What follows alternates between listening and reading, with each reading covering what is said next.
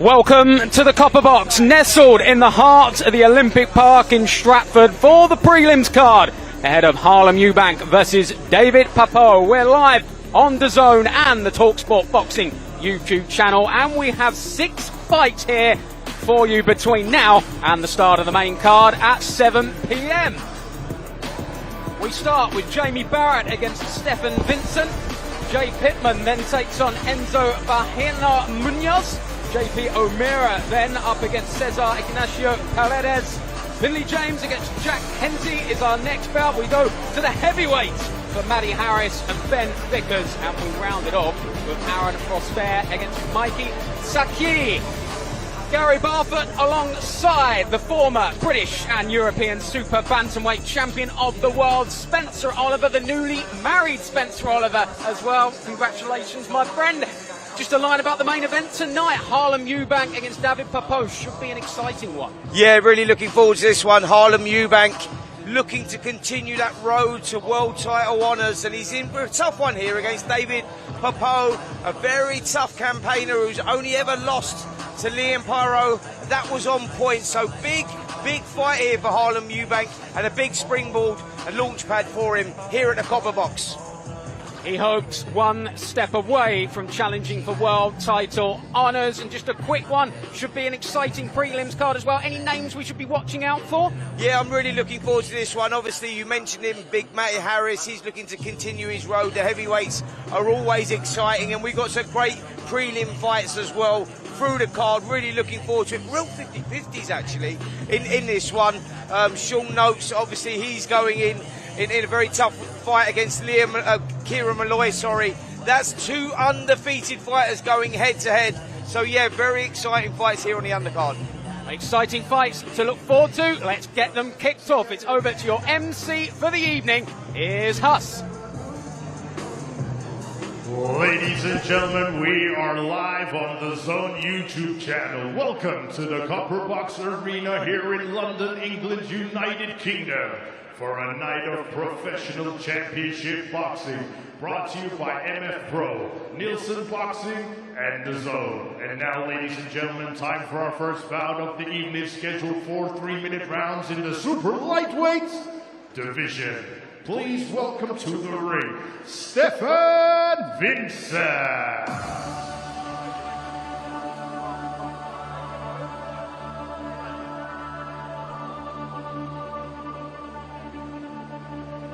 Here comes Stephen Vincent then, the man from Portsmouth, who has had a very varied career, that is for sure.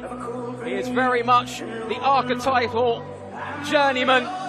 Did appear in Boxing News just a few months ago in a feature named Britain's Road Warriors. He's here to give the test to Jamie Barrett. Spencer, what kind of test will he give him? Well, listen, he comes with a wealth of experience. That's what we do know. Yes, he's only won 2 out of his 49 contests so far of those, and those 2 have come inside the distance. But he brings experience here against Jamie Barrett, who has only had 1 contest. This is all about the learning curve. This is really the beginning of the journey here for Jamie Barrett, but this guy will test him for sure.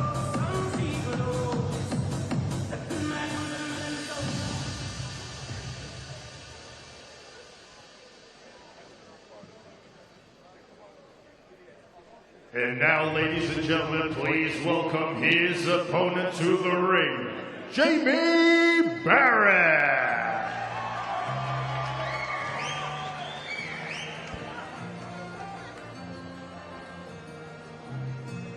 I was 18 years old when I went down to Dublin with a fistful of money and the candle of greens. Here comes Jamie Barrett, as you said, Spencer, just his 2nd pro outing, but I was fortunate enough to meet up with his family outside. They're excited about this man, and with good reason. Yeah, they certainly are, and he's brought a great crowd with him. We're looking at a 7-time national amateur champion, now trained by Martin Bowers over in the famous Peacock Gym. This kid is an exceptional amateur, actually had 28 fights as an amateur, only losing the 2. And he's now turned professional at this young age. Big opportunity for him here, big showcase at the Copperbox Arena. As I said, he has brought tremendous support with him as well. Ladies and gentlemen, this bout scheduled for 4 3-minute rounds in the super lightweight division. This bout is brought to you by MF Pro Neilson Boxing and The Zone, and proudly sponsored by Oosh, Rainbed, Killer Pablo, and Cole. This bout is sanctioned by the British Boxing Board of Control. Your area representatives, Ben Harmsworth and Des Reese. Your timekeeper at the bell, John Smith, and your third person in charge of the action in the ring, referee Amy Pooh. And now, ladies and gentlemen, introducing to you first, fighting out of the blue corner, he's wearing the black and yellow. His official weight of 146.2 pounds. And this is, ladies and gentlemen, his 50th professional fight.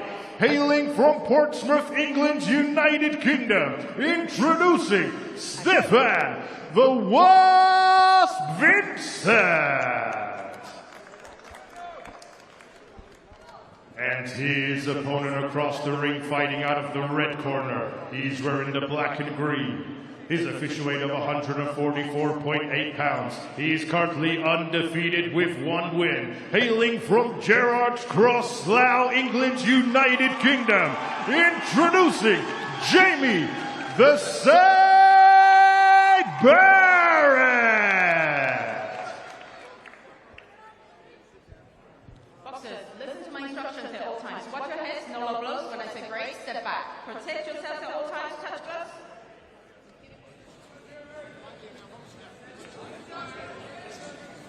Well, plenty of talk and hype around this man, Jamie Barrett. But these are the nights where he has to prove what it's all about against a man who will be difficult to put away. Stefan Vincent has come here to have a row. What has Jamie Barrett got to do to look good in this one, Spencer? This is all about stamping your authority early.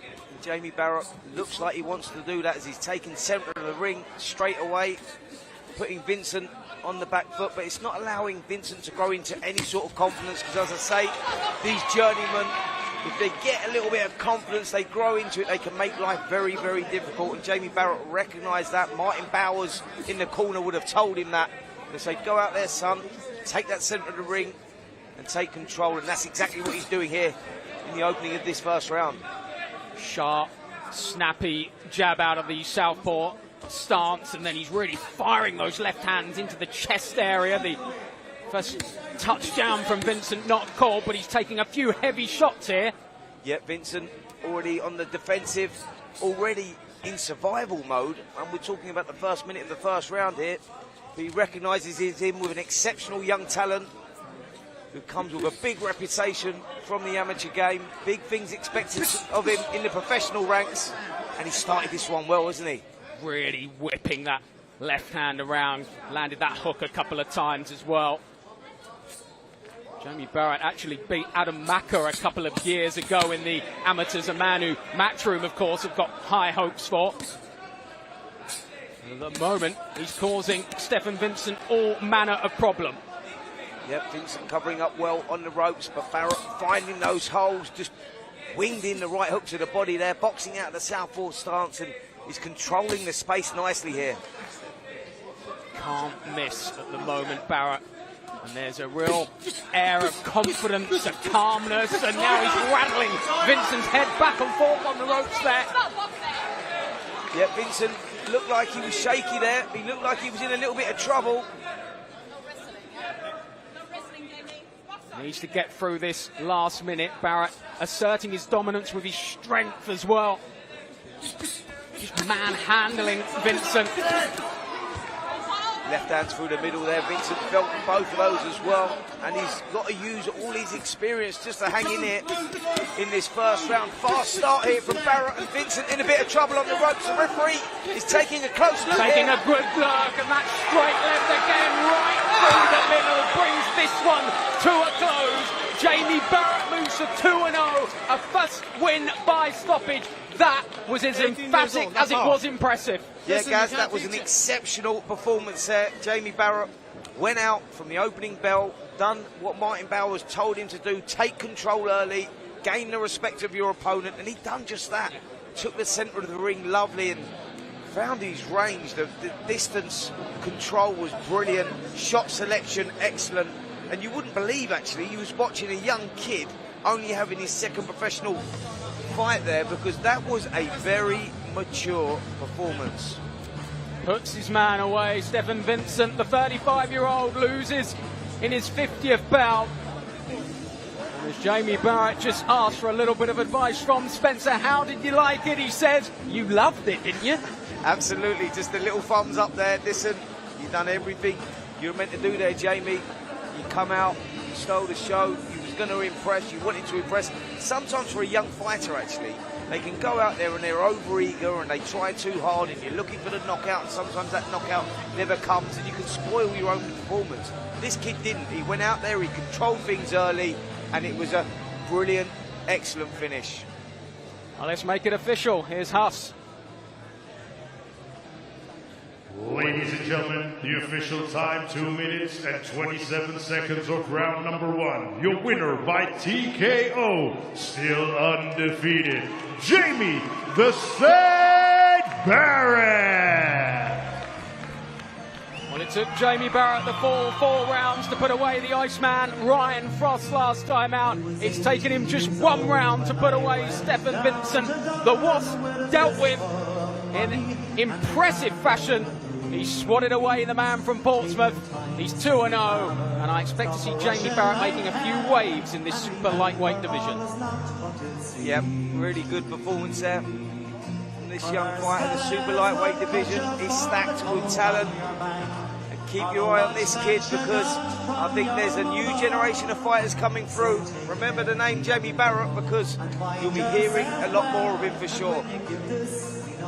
Interesting, his brother Nathan in there as well, who's also 2-0. The Barrett fighting family.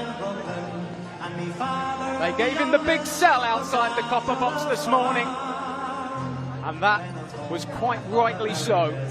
Great stuff from Jamie Barrett. We are underway in the prelims. Barrett with the opening victory of the evening.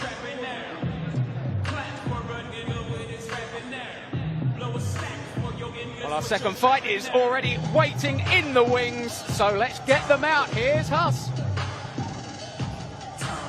Ladies and gentlemen, now it's time for our next bout of the evening, scheduled 6 3-minute rounds in the super featherweight division. Please welcome to the ring, Enzo Munoz.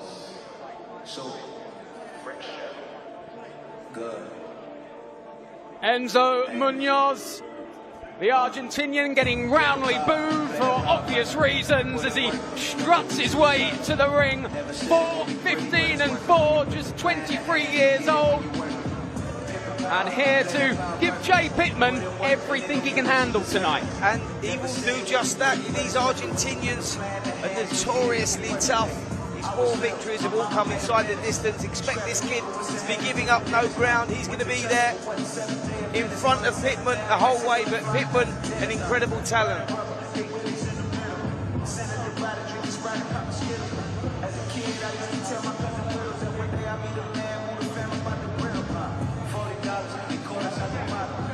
And now, ladies and gentlemen, please welcome his opponent to the ring, Jay Pittman.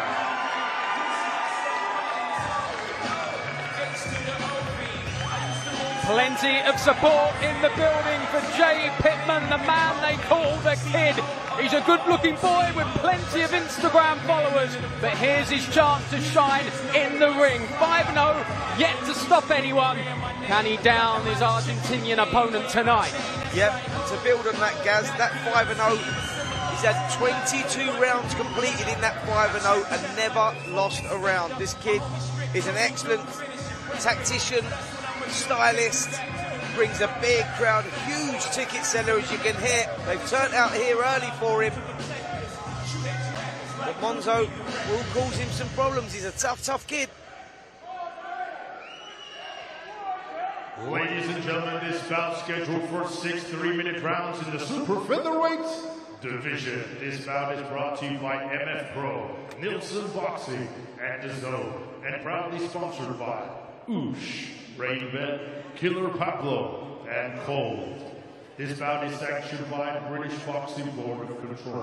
Your area representatives, Des Reese and Ben Harmsworth. Your timekeeper at the bell, John Smith. And your third man in charge of the action in the ring, A-star referee, Kieran McCann.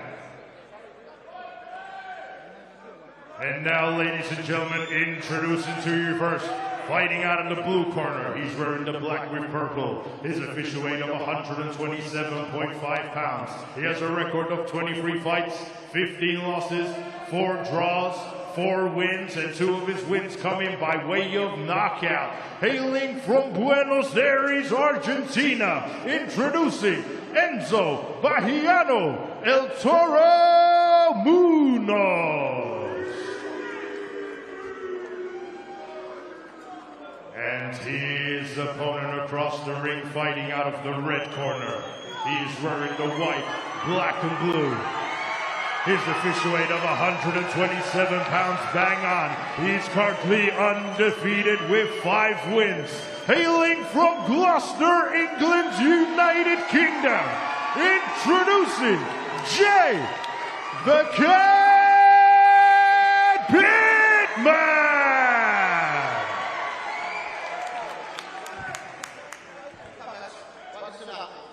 Both know the rules, you will obey my commands at all times. When I tell you to break clean, take a step back, throw no punches. Mind your head until you're close to that, and most importantly, protect yourself at all times. Shake that.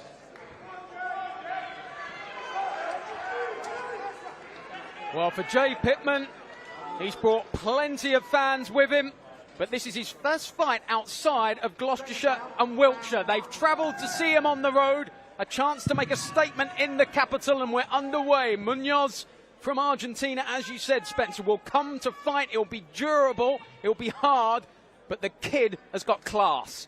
Yep, he certainly has. Pittman was an excellent amateur. Now into the professional ranks, done nothing wrong so far. 5-0. Will be looking to get that first KO. He's taking the centre of the ring nicely here, controlling the space well, stabs out the jab. Good start from him, but he can't take any liberties with Monzo. Don't read into the record too much. These kids are tough, and if they get the opportunity, they'll go for the victory. So you have to be smart with these guys. He's trying to find his range, Pittman, in the early exchanges. We've already seen one man tonight in Jamie Barrett get his first stoppage of the pro career. So Jay Pittman would have been watching that in the wings and thinking he can do similar.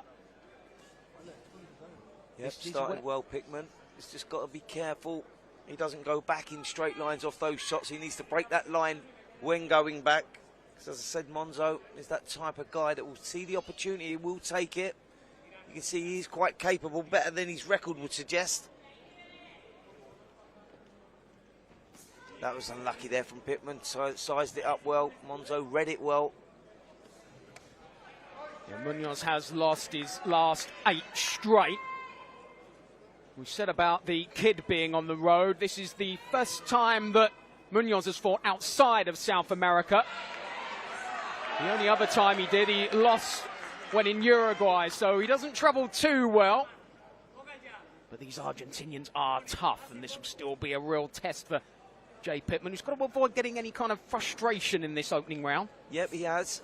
He's teeing up, looking for that big right hand.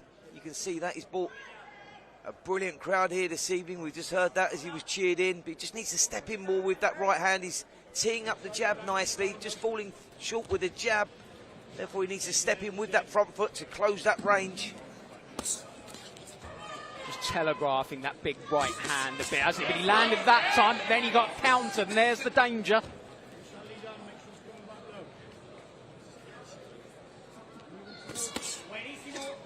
Munoz does have a couple of KO victories on his record, but only the 4 wins.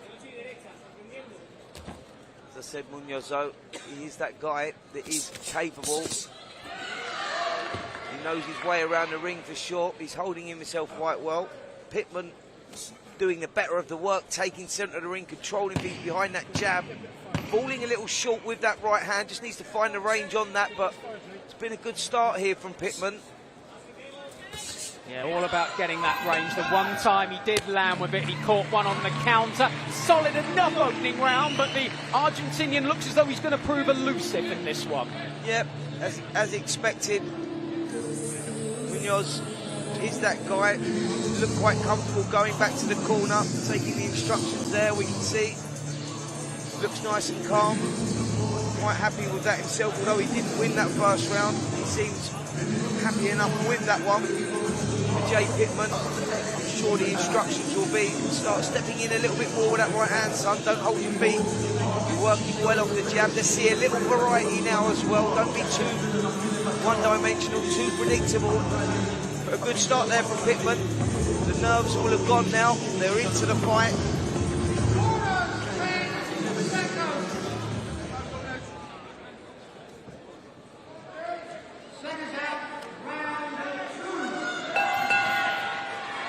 Jay Pittman has won every round of his pro career. I don't think he would have been in much danger of losing that last one either, but now the question, can he step on it? And if he can find the range for that big right hand, it could cause Munoz some problems.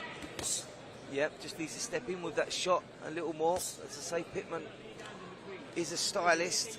You can see that. Works well, boxing IQ's good. He's trying to be creative here. He's trying to set some traps, trying to find an opening. He has to be careful that he doesn't get too greedy in doing that, because Munoz is that guy that's trying to draw him in. You see him sitting on the ropes there. Little shake of the head. Took a left hook to the body there. I wonder if the shake of the head, always a sign that he may have been hurt by that shot. Yeah.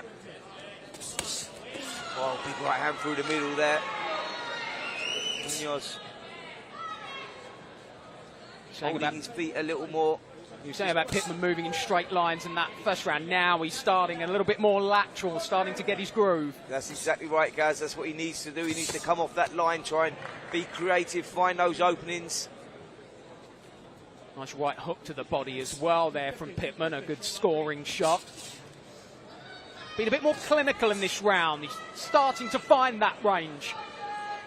Yep, he is. I'd just like to see him now relaxing and putting the shots together now. Let the punches go in bunches. Let's see him flowing a little bit, because Munoz, as I said, they're tough from South America. These guys are tough to break, tough to crack, so you have to systematically break them down, chip away. Combination punching is key for that. Pittman, we know, is not a big one-punch knockout artist. We can tell that by his record, and we've seen that in the past, but he's a great stylist. And you think the longer rounds would suit him more. He's in 6 3-minute rounds here, so he's got a chance to chip away. Just misses with a right hand again there. You can really tell that amateur schooling. He's stalking down his opponent, snapping away with that jab and trying to load up that big right. I think he fancies that he can end his man again there. That jab right on the money. Yep, the crowd really like that one. Excellent with the jab, just controlling that space again. You saw him throw the jab. He come out of range, but was still in range to throw shots himself. This is good work, lovely. I would like to see him doubling up on that now. You land one, let the other one go as well. You can follow through with the right hand there. That's maybe the problem at the moment for Pittman. He's throwing a single jab and looking for that right hand. Double up on it. You'll find yourself in range for that right hand. Munoz just offering something back there. Good from Pittman, starting to welcome the Argentinian on and try and counter him. Pretty much controlled the round, and I think he enjoyed it. Is there a danger with the vocal support he's got, though, that he wants to maybe impress too much and go for that big shot? Well, Gaz, we talked about that in the first fight there, didn't we, with Jamie Barrett? I said, you know, it's easy to get carried away with the moment. You're on the big stage, you're boxing on his own, you're a young kid, this is what your dreams have all been about, and you're here at the Copperbox, big crowds, big event, and it is easy to run away with that, easy to get caught in the lights and the atmosphere. Barrett didn't do that, and maybe Pittman was guilty of that in the opening round, trying a little bit tense, single shots, looking for that big knockout, but now he recognises that Monzo is that guy who's very, very tough, very stubborn. It's going to be difficult to break. Relax and do what you do best, what you do in the gym. Let your punches flow, control the space, and just chip away. And I think that's what we'll see here from Jay Pittman as we go into this third round. Can't be underestimated, the step up that he takes tonight in this arena, made famous by the Olympics, of course, in 2012, and no disrespect to the venues of Gloucestershire and Wiltshire, but this will be on another level for him. Absolutely. This is the apprenticeship. This is what it's all about. This is what these kids dream of, boxing on this stage, in these arenas.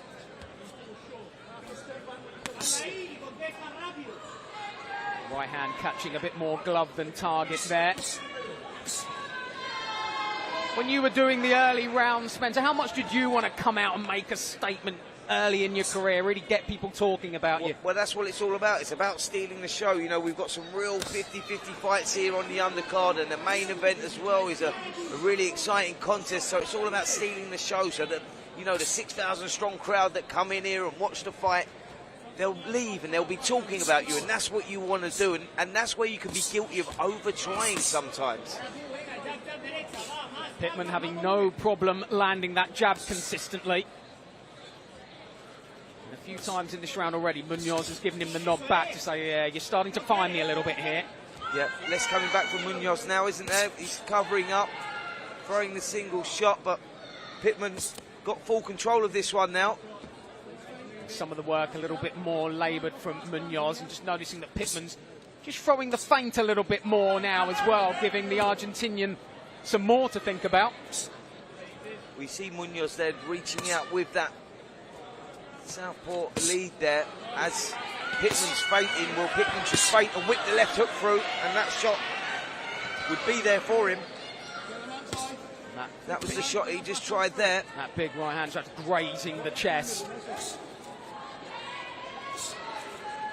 He's been a whisker away a couple of times in this contest so far, the kid, from landing a really big, meaningful shot. His supporters starting to sense that he's going through the gears. That was better, the left hook, and that's the shot that's there now. Munoz is guilty of just pouring that right hand forward when Pittman's been feinting. So the shot is there, the left hook is there, and you can follow through. The right hand then will be in range. That's where he needs to throw the right hand off that left hook. The left hook fell short, but the right hand would come in. Starting to try and use the full repertoire now, Pittman.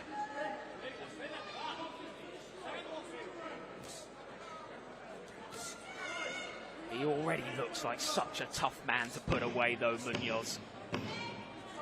Oh, Gaz, honestly, mate, these guys are teak tough. You don't read into the record. You can get guilty of falling into the trap by reading into the record, because these kids are on the road, have gum shield, will travel, will fight, doesn't matter whose backyard you're in.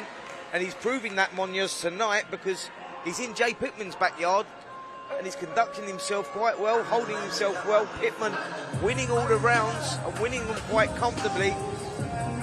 But I would like to see Pittman now starting to go through the gears a little bit more. We saw a little bit more of that in the last round, but I'd like to see him now with a bit more variety, doubling up on that jab, stepping in with the right hand, and bring that left hook into play as well. Well, Munoz, as we say, spent a lot of time on the road. We might see him a little bit more on these shores. He's now based in Massachusetts in the US. I think there are plans to have him on quite a few more of these Neilson MF Pro cards.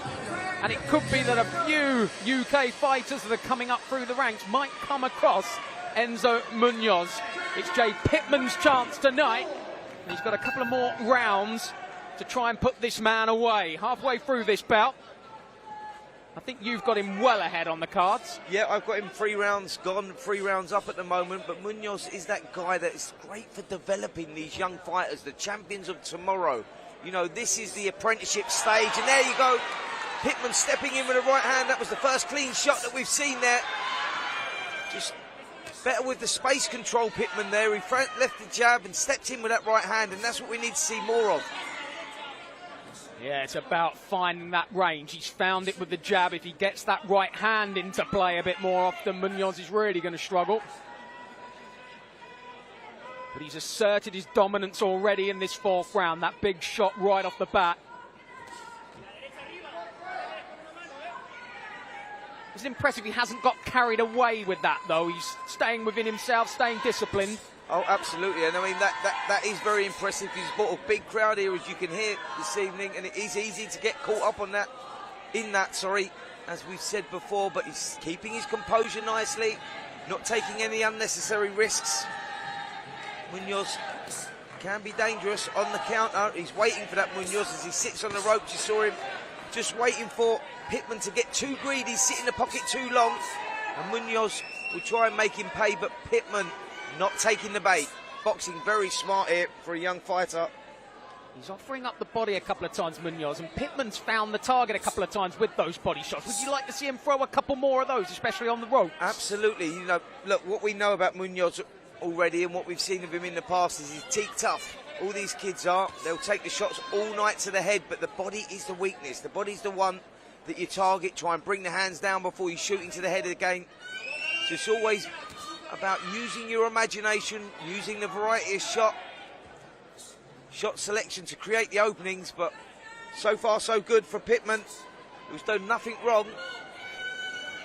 Is it that variety is what he needs to bring about that first stoppage? It may be why there isn't a stoppage so far on his record. And that's it, Gaz. That's the breakthrough, I think. I think we've seen everything. Look, the foundations are perfect. You know, he's controlling the space well. The boxing IQ's great. The one thing, if I was going to be critical with Pittman, is I'd like to see you putting the combinations together a bit more, setting the traps. You've got that. You have that ability. We can see that. But the problem that he's got is he's looking for that showreel knockout because he's loading up with that right hand, loading up with a single shot. When you fall short with that right hand, come back with a left hook. Come back with a right hand again. Be creative. Build on it. Final 10 seconds of the fourth round. Another round in which Jay Pittman has dominated. But can he produce the big finish, which you can tell he is absolutely desperate for? Yep, that's exactly what it is. He's looking for that finish. 5-0 so far, done nothing wrong. Hasn't lost a round in the tee. He's not lost a round here either. So, if my mathematics is right, I've got this 26 rounds gone in his pro boxing career and 26 rounds won. So doing nothing wrong. We're not being critical of Jay Pittman here. We're just saying what he can do to advance, to improve. There's slight adjustments that he can make that can make a huge difference in it, because he's not a big one-punch knockout artist. There's other ways of skinning a cat. There's other ways of doing the job. And for me, looking at Pittman, I think just put your shots together, son, but use that variety. Use what you do in the gym. And it will all come together, all come to fruition. Jay Pittman has been on the scene for a while. He first came to prominence as an 8-year-old when he was fast sparring on Box Nation at an open workout, and he caught the eye. Yep, it's in the DNA, wasn't it? It was always going to happen. And here he is. And like I say, this is the dream for these young fighters, boxing on these big cards, coming off those small hall shows, getting the opportunity. And it's what you do with that opportunity. And so far, Jay Pittman has done nothing wrong. He's controlled this one against a very tough, stubborn Argentinian. He's looked good in doing it. There we see the little feint. You're drawing the lead there, and then be creative off that. Started to do that in the last round, but didn't really continue with it. And there were a couple of times when Munoz really fell for it as well. And Munoz, you can see, is tiring a little bit. The shots are a little bit more laboured, and he's in retreat. Yep, it's like Munoz has sort of accepted defeat. He'll take the opportunity, obviously, if he sees it. If Pittman switches off, gets too greedy. But I think he recognises he's not going to win this one, big Munoz. Right hand there, that really landed. I think the way Munoz sprung out, you could tell he'd hurt him. Gets a bit greedy with that one, maybe. Yep, just loading up. He's just trying to find that shot that's going to give him that breakthrough, isn't he? Trying to do, though, like you said, and put them together in bunches, not admire that one big shot. Well, that's what you need to do as a young fighter, put them in bunches, go through the phases, phase 1, phase 2. And what I mean by that is let your shots go, create a little bit of space, then come back again. That's when the opponent drops his hands, especially someone as stubborn as Munoz, because he's a tough kid to break, a tough nut to crack.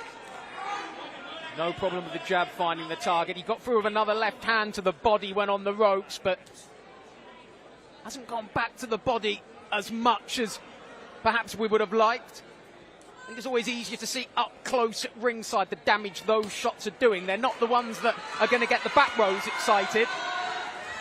And Pittman is feeding off the crowd as well. Yep, here's the opportunity for Pittman here. That's where I'd like to see him now. Swivel around the side. And that will create the openings for the body shots. That's for sure. Don't just stand in front of him, because Munoz is that guy that was trying to draw him in there. He was trying to feed him a little bit of bait. Pittman didn't take that, but that's where I'd like to see him coming off the line, going around the side. And Munoz, in typical South American fashion, the more he gets hit, the more he fancies a war here. Took that left hook as he walked in, and I think it's every time he takes a decent shot, that's when he gets more aggressive. Yep, I think that's the DNA of the South American fighters. You can hit them with some good shots and they sort of grow into it, and Munoz seems to be growing into this one. He's not done enough to win the round, but we saw a sense of urgency there from Munoz. Some sort of urgency to say, all right, let me have my little go now. Let me test you, see, test your character. Pittman dealt with that well. Another round in the bank for me. For Jay Pittman, who's controlled things nicely right from this opening bell against this very stubborn Argentinian, Enzo Munoz. Family affair for Pittman. He's got his father, John Pittman, who has, I say, regenerated boxing in Gloucester. I'm not sure how much of a boxing history Gloucester has, but this man is trying to put that area of England on the map. Well, one thing we know, when you get a fighter coming from an area like Gloucester, they do love it and they like to support them as well, and I think we can see that way. Who's turned out here tonight at the Copperbox?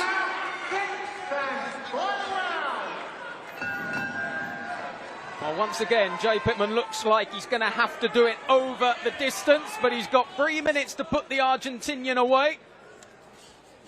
He's well up, I suppose, nothing silly. All these rounds will add to the experience, but he would love the stoppage on his record. Of course he would. That's what every young fighter wants. They want those knockouts, and you feel that Jay Pittman will get those as the rounds increase. He moves into the 8-round, 10-round, 12-round fights.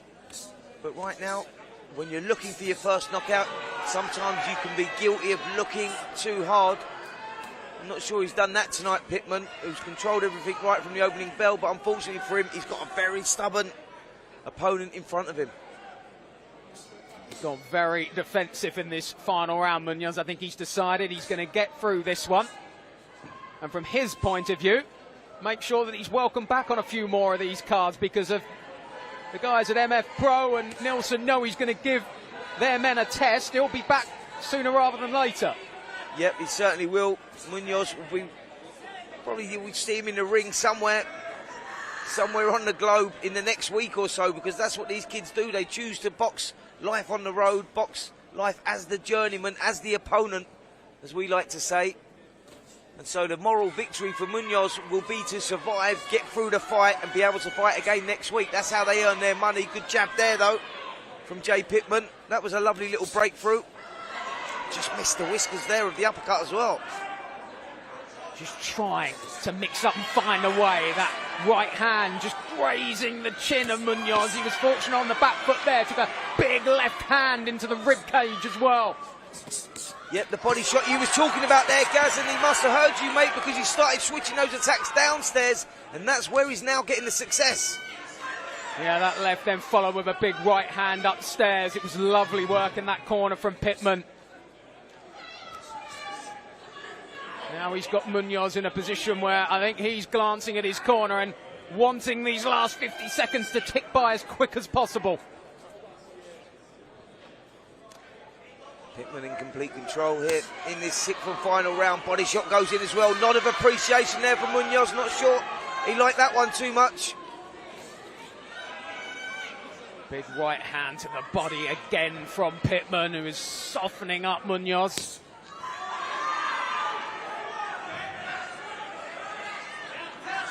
The Argentinian looking to survive the final few seconds. Just missing again with that right uppercut, Pittman.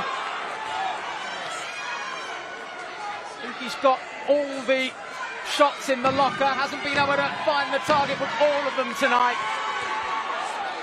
But 6 dominant rounds, Munoz with a smile as he tries to unload in the final few seconds and go out on his sword. Well, Munoz delighted with his work, but for me, and I think you, Spence, Jay Pittman just a class above over the 6 rounds. Yeah, what an explosive last 15 seconds or so we had there. Both guys trading, Munoz deciding to roll the dice for the first time in the contest there. Excitement, Pittman didn't want to give up any ground, stood there, traded for him, blow for blow. Excellent little contest there. Pittman, for me, winning all 6 rounds, but very entertaining. It takes a good dance partner to make a good contest, and we got that in Munoz, sorry. Excellent little contest in the super featherweight division. Let's make it official then. Here's Huss with the decision. Ladies and gentlemen, after 6 rounds of boxing, we go to the referee scorecard. Referee Kieran McCann scores about 60 to 54. And your winner, still undefeated, Jay the Kid Pittman. Jay Pittman moves to 6-0. It doesn't quite make up for the disappointment of Wednesday night, but England do get one over Argentina here.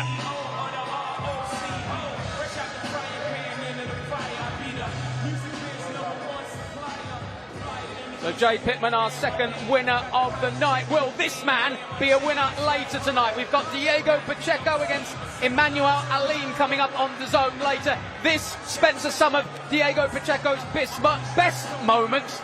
Glad to see him back tonight. Yeah, excellent fighter, Diego Pacheco. And we get to see him back in the ring tonight. Done nothing wrong so far as a professional. Can he continue that unbeaten run? We're going to find out later. Yeah, Emmanuel Alim stands in his way. The WBC Silver and WBO International Super Middleweight titles are on the line. And that one is on air, I think, and literally as we finish here with Eubank Papot. So keep it with the zone all night long, the home of boxing.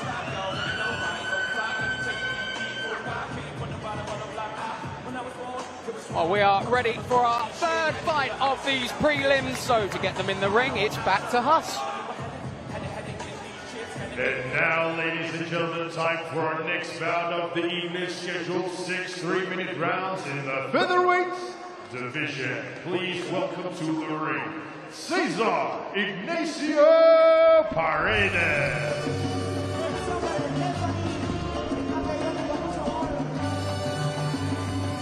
Well, Cesar Paredes, the southpaw out of Peru, 1837-1. He's been around a bit, 342 rounds boxed.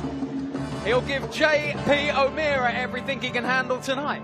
Yep, Paredes is a tough guy. We've seen him on these shores before. Lost to good fighters like Sonny Hardy, Royston Barney Smith, amongst others. But I tell you something, this kid is as tough as they come, brings a wealth of experience. And this is a good test for J.P. O'Meara at this stage of his career.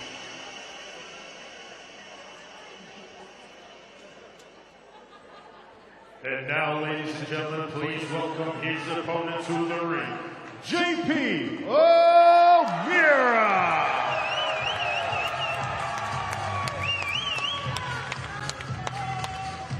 John Patrick O'Meara, better known as J.P. O'Meara, comes in here 7-0, a real prospect, a local lad as well, a West Ham fan, just a couple of miles, well not even a couple of miles, a stone's throw from their very home, the London Stadium, and he will be as excited as they come to get the job done tonight. Oh yes he will. Brought a great crowd with him here this evening as well. Big opportunity.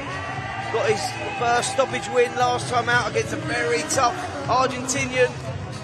Can he continue that now against this tough guy from Peru?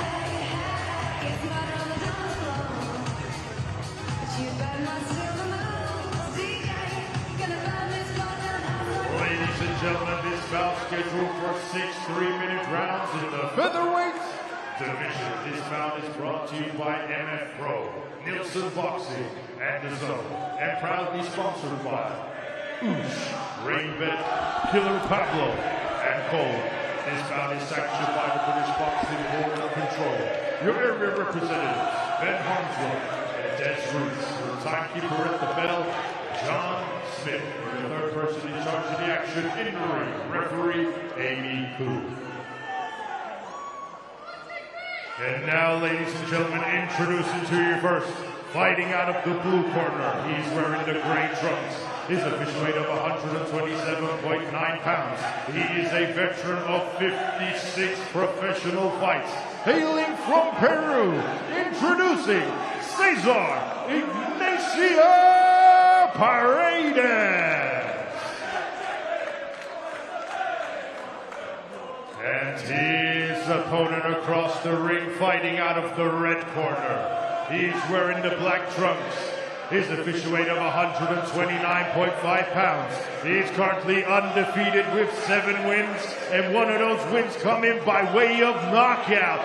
Hailing from Ealing, London, England, United Kingdom, introducing JP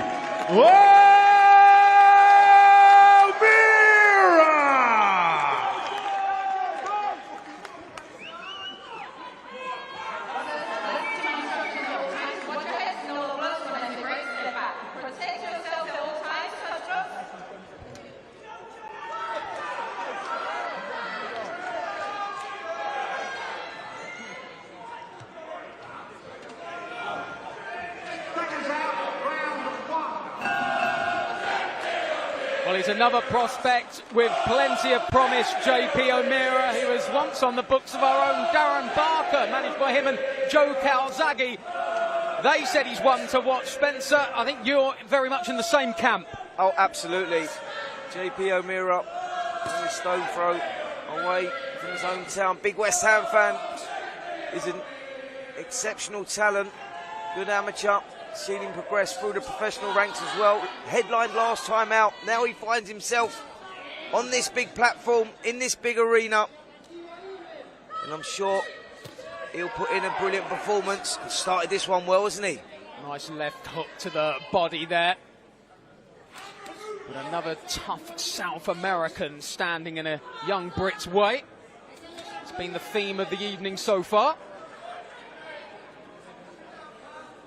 As you said, Paredes has taken a few decent names on recently. He's been fighting over here for a couple of years. Royston Barney-Smith, Charlie Senior, Josh Holmes, Steve Cairns, Adam Macker amongst his recent opponents. So he's no mug.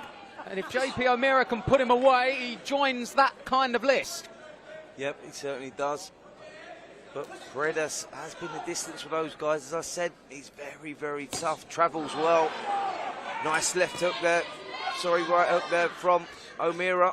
Lovely right hook right on the temple, but you can tell he can take some damage. Any man who has a tattooed temple, you know they mean business.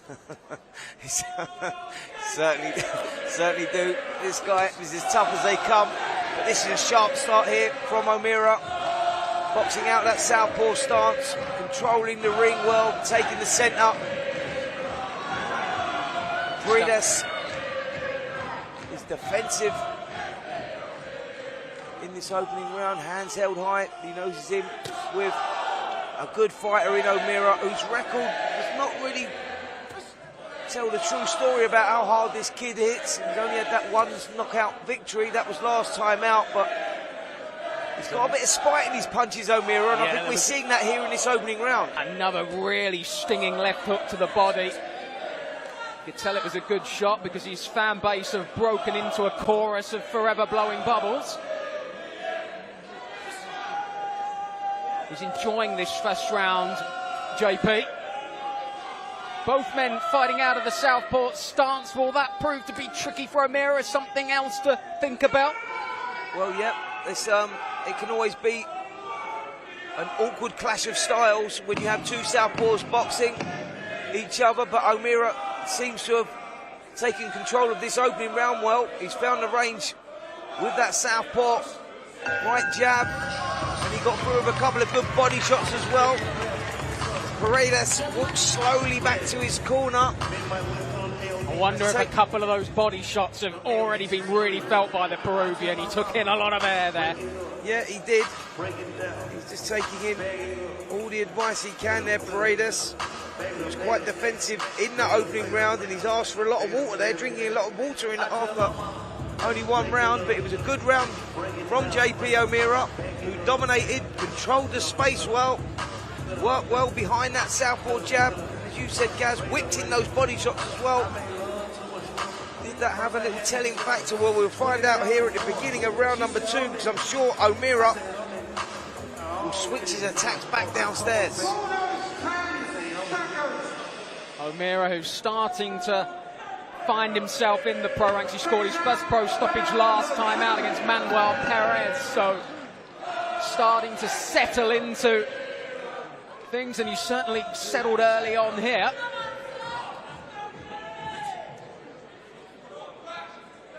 Paredes trying to cover up, but he leaves that body open to attack, and O'Meara has already found that on a couple of occasions. Yep, you can see O'Meara there feinting, trying to find an opening, trying to be creative, trying to set the trap, and I think he's heard you there, Gaz, because he switched those attacks downstairs again. You can see the rib cage is exposed.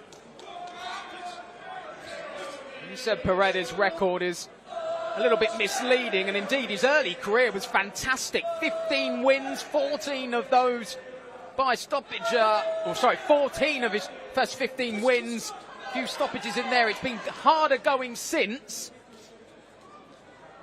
I think it's going to be hard going for him tonight as well. He's eaten some big shots already here as O'Meara starts to go through the repertoire.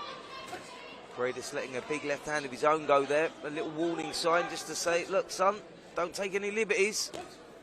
I'm still very much in this one. As you said, Paredes started his career as a prospect, and a good one as well. Has since slipped into life more as a journeyman, really, a guy that's been on the road. He always conducts himself well. He's very, very capable. And for prospects like JP O'Meara, you can't take any liberties, you can't get too greedy. You just got to control things and wait for that opportunity.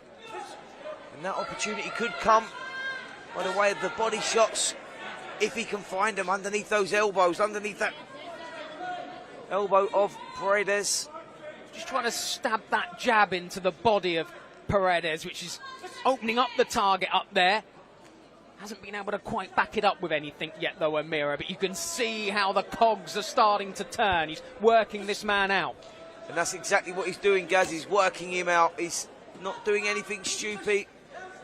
He's showing Paredes the respect that he deserves, because the records can be deceiving, and Paredes, we know, is more than capable. And O'Meara just taking his time, chipping away slowly, systematically, looking for a breakthrough. Paredes always starting to look a little bit dishevelled in there. The trunks have dropped, but O'Meara needs those hands to drop a little bit more as well. He's got to make that happen, though. Great left hand over the top from Paredes. Or should I say from O'Meara. Paredes lucky that he was leaning back, didn't catch the full force of that one. Good work again there from O'Meara. Headshot, lovely little uppercut on the inside as well. Short left uppercut. Good shot.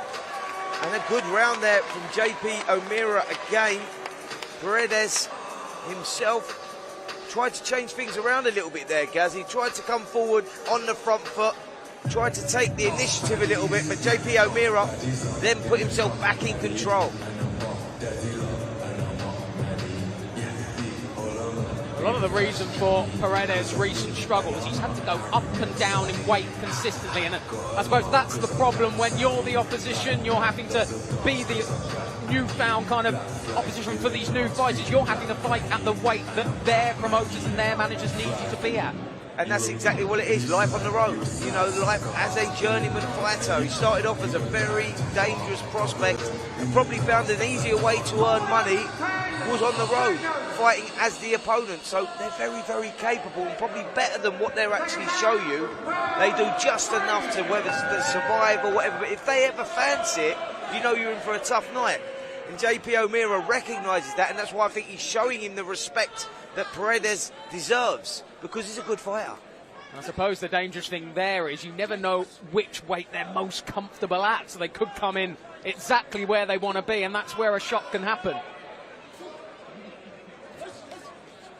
Lovely work. The jab there of O'Meara snapping the head of Paredes back, and there was a little smile there from the West Ham man. Yep, he'll be very pleased with himself after those first couple of rounds. He's done nothing wrong so far. O'Meara kept his composure well, stayed switched on, which is important. Hands held high, shot selection very good as well. We're seeing a little bit of everything. Good right hand went in there. Oh, sorry, left hand went in there. Paredes just turning his back in retreat there. A couple of these body shots are causing some real damage, and you wonder later on in the fight, that's where those will pay dividends. And again, he's found a home for that left hook to the body. Yeah, he has. That's when you know a fighter's got a good boxing IQ, because he's recognised those elbows of Paredes are just out. The body is exposed, and he's trying to take advantage of that, O'Meara, but doing it in a sensible way. As I say, when you throw the body shot, you can be guilty of staying there and getting a bit too greedy. Good right, left hand, sorry, over the top there. Yeah, you see a little stumble of the legs there of Paredes. There were two left hooks in quick succession, catching Paredes upstairs.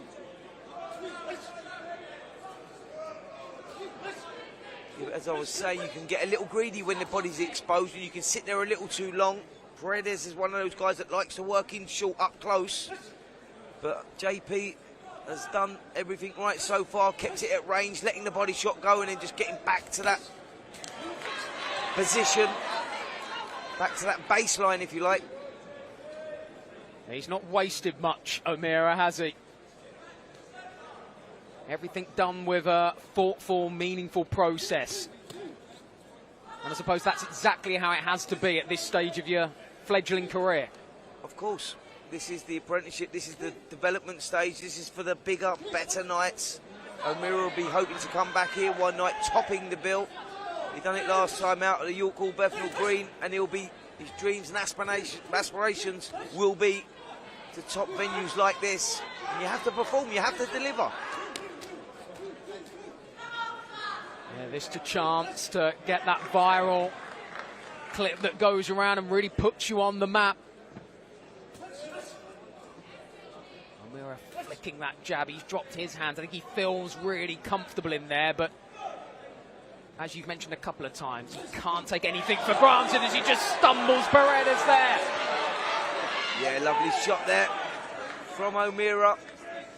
He's changed his style somewhat. Instead of going on the front foot now, he's letting Paredes come on to him, and that's where Paredes is making the mistakes. He's in the pocket and he's getting caught. This is a good switch, good change of tactics here from O'Meara, who finishes with a lovely body shot on the bell as well.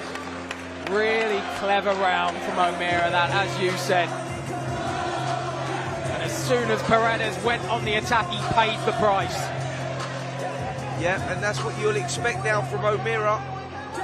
And his corner, they'll be saying to him, right, son, listen, sit back, let Paredes come on to you, because that's when he makes those fundamental mistakes. You know, that's when he's sitting on the line, not coming off the line, sitting in the pocket. And that's where he can be caught, and that's where his vulnerabilities are. So that was a good change of tactics there from JP. Now he has to build on that. And let's see if he can do that going into the second half of this contest. Paredes may have lost his last 24, I make it, but he's only been stopped once in that time, so it would be a statement if JP O'Meara can put this man away. There were signs in that last round that he's got the ability to. He's got 3 rounds to work him out.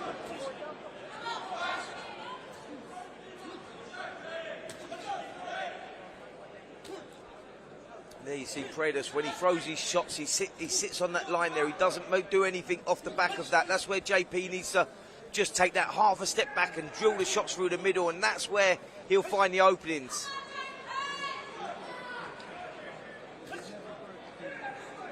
Real steely focus to O'Meara as he lands a couple more scoring shots. Paredes starting to really struggle now with his defences and getting out-muscled a bit as well by O'Meara.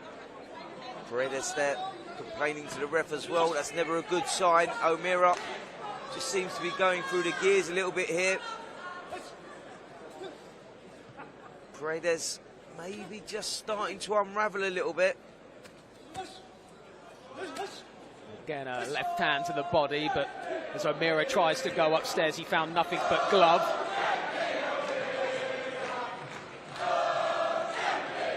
Again, the home support whipped up. Already quite a few in for the prelims. Looking ahead to Harlem Eubank against David Papot later on the zone. The main card, a reminder, starting at 7 p.m. Yep, and what a main card we have there. Real 50-50 fights through the card. And we've got these on the prelims as well. As you're seeing here, good test for JP O'Meara. Great young prospect coming through against the tough, stubborn Cesar Paredes. So we've seen on these shores before, never been stopped. Can O'Meara do something that the other British fighters have not been capable of doing so far? Done nothing wrong in those opening 3 rounds, winning all of those. And he's boxing well here in the 4th, Gaz, isn't he? Certainly is, and just trying to open up a little bit in the final minute of it. Paredes hasn't given him too much in this round, but as it comes to its final third, he's starting to look a little bit leggy, the Peruvian, as he eats another left upstairs.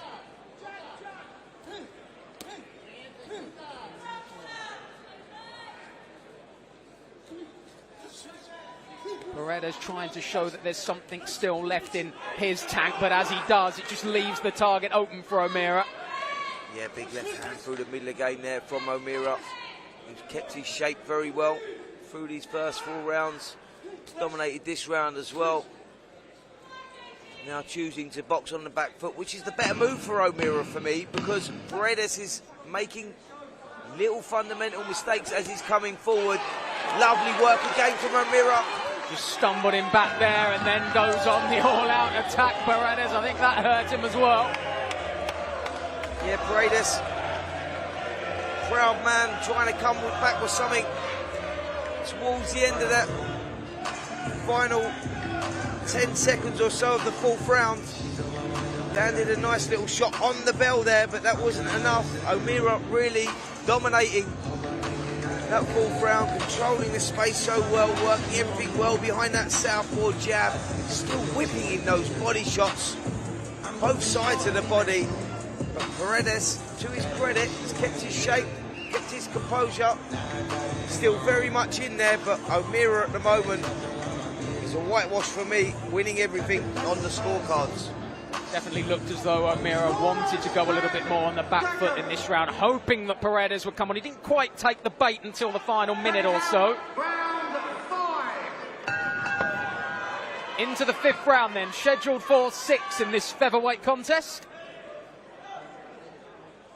So far, JP O'Meara ahead on the cards, but Cesar Paredes is going to be a tough man to put away. Yep, I have to agree with that. Paredes, in a number of occasions we've seen him on UK shores before, has never shown any vulnerability. Is as tough as they come, and he's fallen into the trap of becoming that journeyman, the guy, the road warrior, if you like. But he still comes and he still tries to win. He's a tough, tough guy. O'Meara boxing very well at the moment. Controlling everything behind that southpaw jab. Picking the shots well. It's been a good performance so far. And he will join a decent list of names that Paredes has been in with. The best of the young British crop coming through. And that was the test for O'Meara tonight, as Paredes scores there with a good-looking left hand. Yeah, and followed up by another one as well. Little lapse in concentration from O'Meara here. Needs to regroup, get himself back together. Don't try and chase those shots, by the way. That's gone, that's history. That's the worst mistake a fighter, a young fighter can make. Gets caught by a couple of shots and then tries to chase the shot. Yeah, against the odds. Paredes having his best round here. He's taking some punishment himself, but I think he's decided, let's go for it here. Yep, that's exactly what I was going to say. He's having a good round here, Paredes. And he senses that. That's what I say. You give these guys a little glimmer of hope, and they'll try and seize and take that opportunity.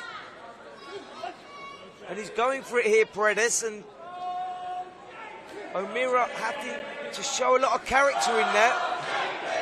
He's been really aggressive in this round, Paredes, which we thought would play into O'Meara's hands, but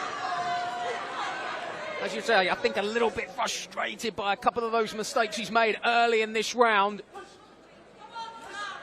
And Paredes showed early on in his career he is more than capable.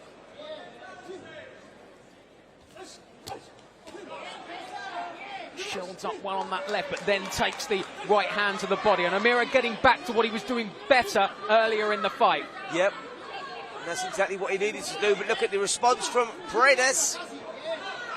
He's coming back and he's making things tough in there this round for O'Meara. He's thrown caution to the wind here, the Peruvian. And is having some joy in this round. Not sure if he's shown enough to maybe nick this round, but it's certainly going to be close. And as he did in the last round, he's ending this one strongly. Sorry, guys, here he is. He's ending it very, very strongly and may have done enough to nick that round. He was certainly having his successes, wasn't he? For the first time in the contest, we saw O'Meara lose a bit of composure. And he'll be guilty of trying to chase something there. He got caught with a few shots and forgot his boxing, tried to get those shots back with Paredes, sorry. And paid the price for that. And Paredes, for me, maybe just stealing the round. He's just done enough. Yeah, no doubt about it. His best round so far. And probably the most the Peruvians enjoyed themselves in the East End since Paddington Bear. Yeah. Absolutely. It was a good round from Paredes.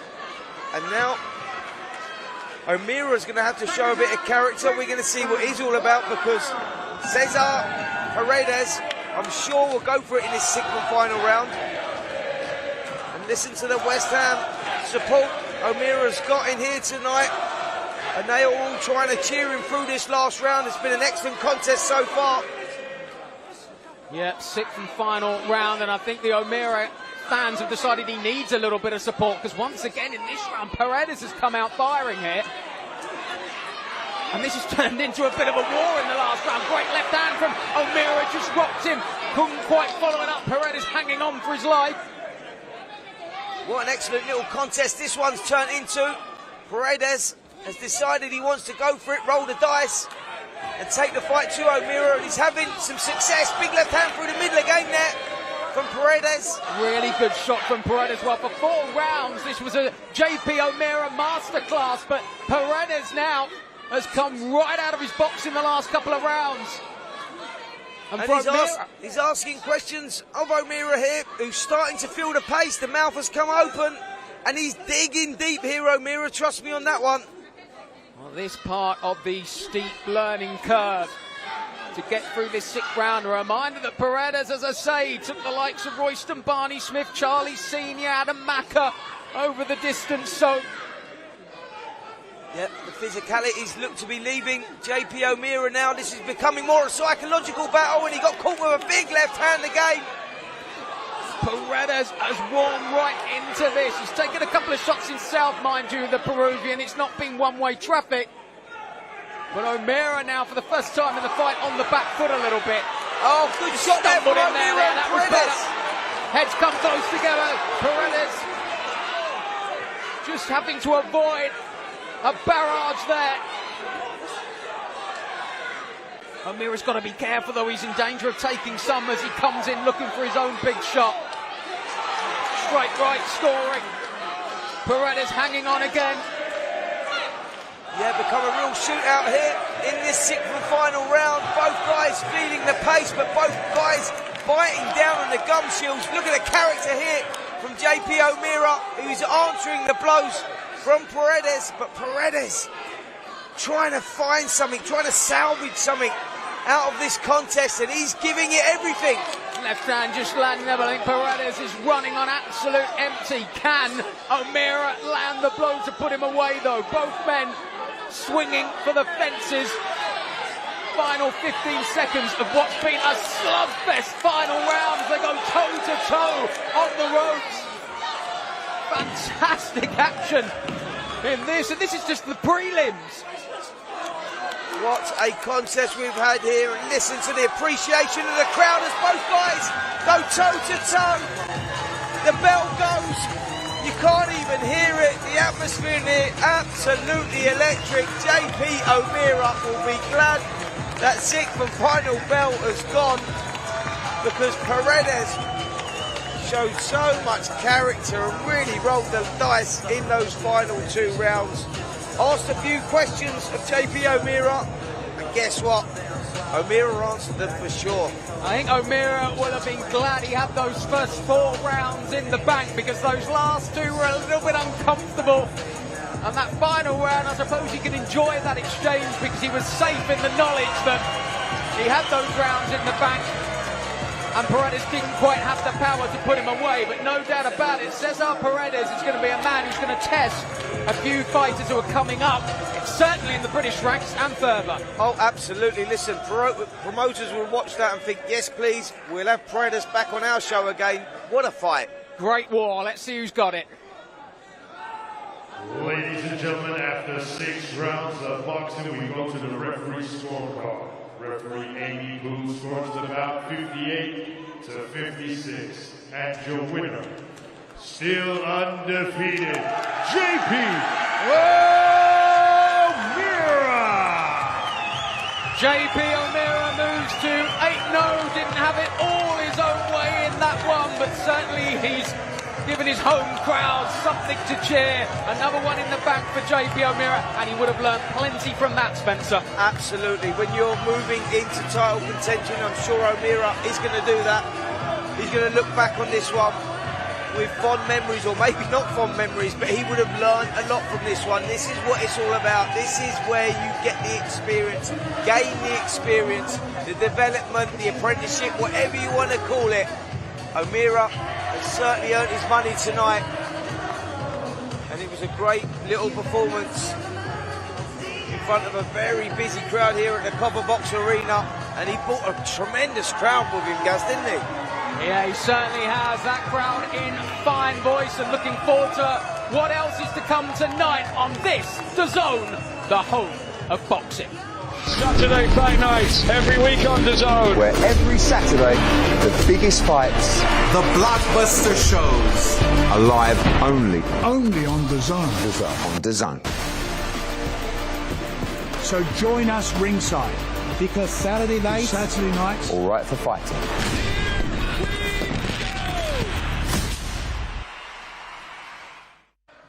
Saturday Fight Night, the home of boxing, every Saturday night on DAZN. We've got another one coming for you after we've finished here with Harlem Eubank against David Papot, Diego Pacheco in action. And don't forget to check out the full schedule now. Fight after fight after fight. Right, it's time to get our next prelim in the ring. It's Finley James against Jake Henty, and here is Huss. Ladies and gentlemen, now it's time for our next bout of the evening scheduled 10 3-minute rounds for the vacant Southern Area Welterweight Championship. Please welcome to the ring, Jake Henty.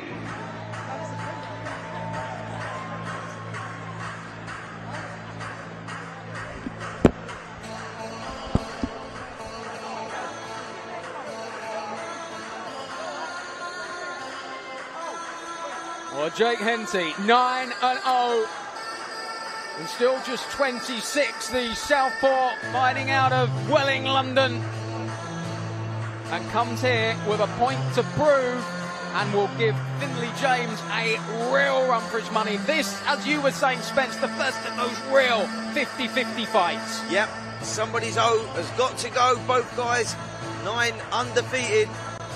Jake Henty had a good win over Alfie Winters. That was a very good performance. Great technical boxer. He's in for a tough fight here in a real 50-50. And now, ladies and gentlemen, please welcome his opponent to the ring, Finlay James.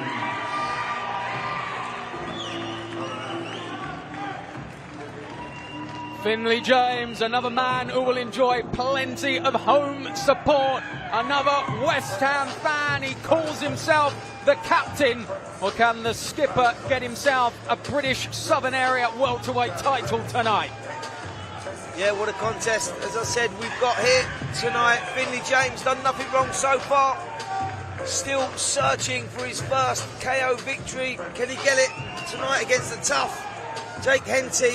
Well, Finlay James, what a corner he has there. Mark Tibbs in the corner, Jimmy Tibbs in the corner, wealth of experience. And he may need that experience tonight in a real 50-50 contest.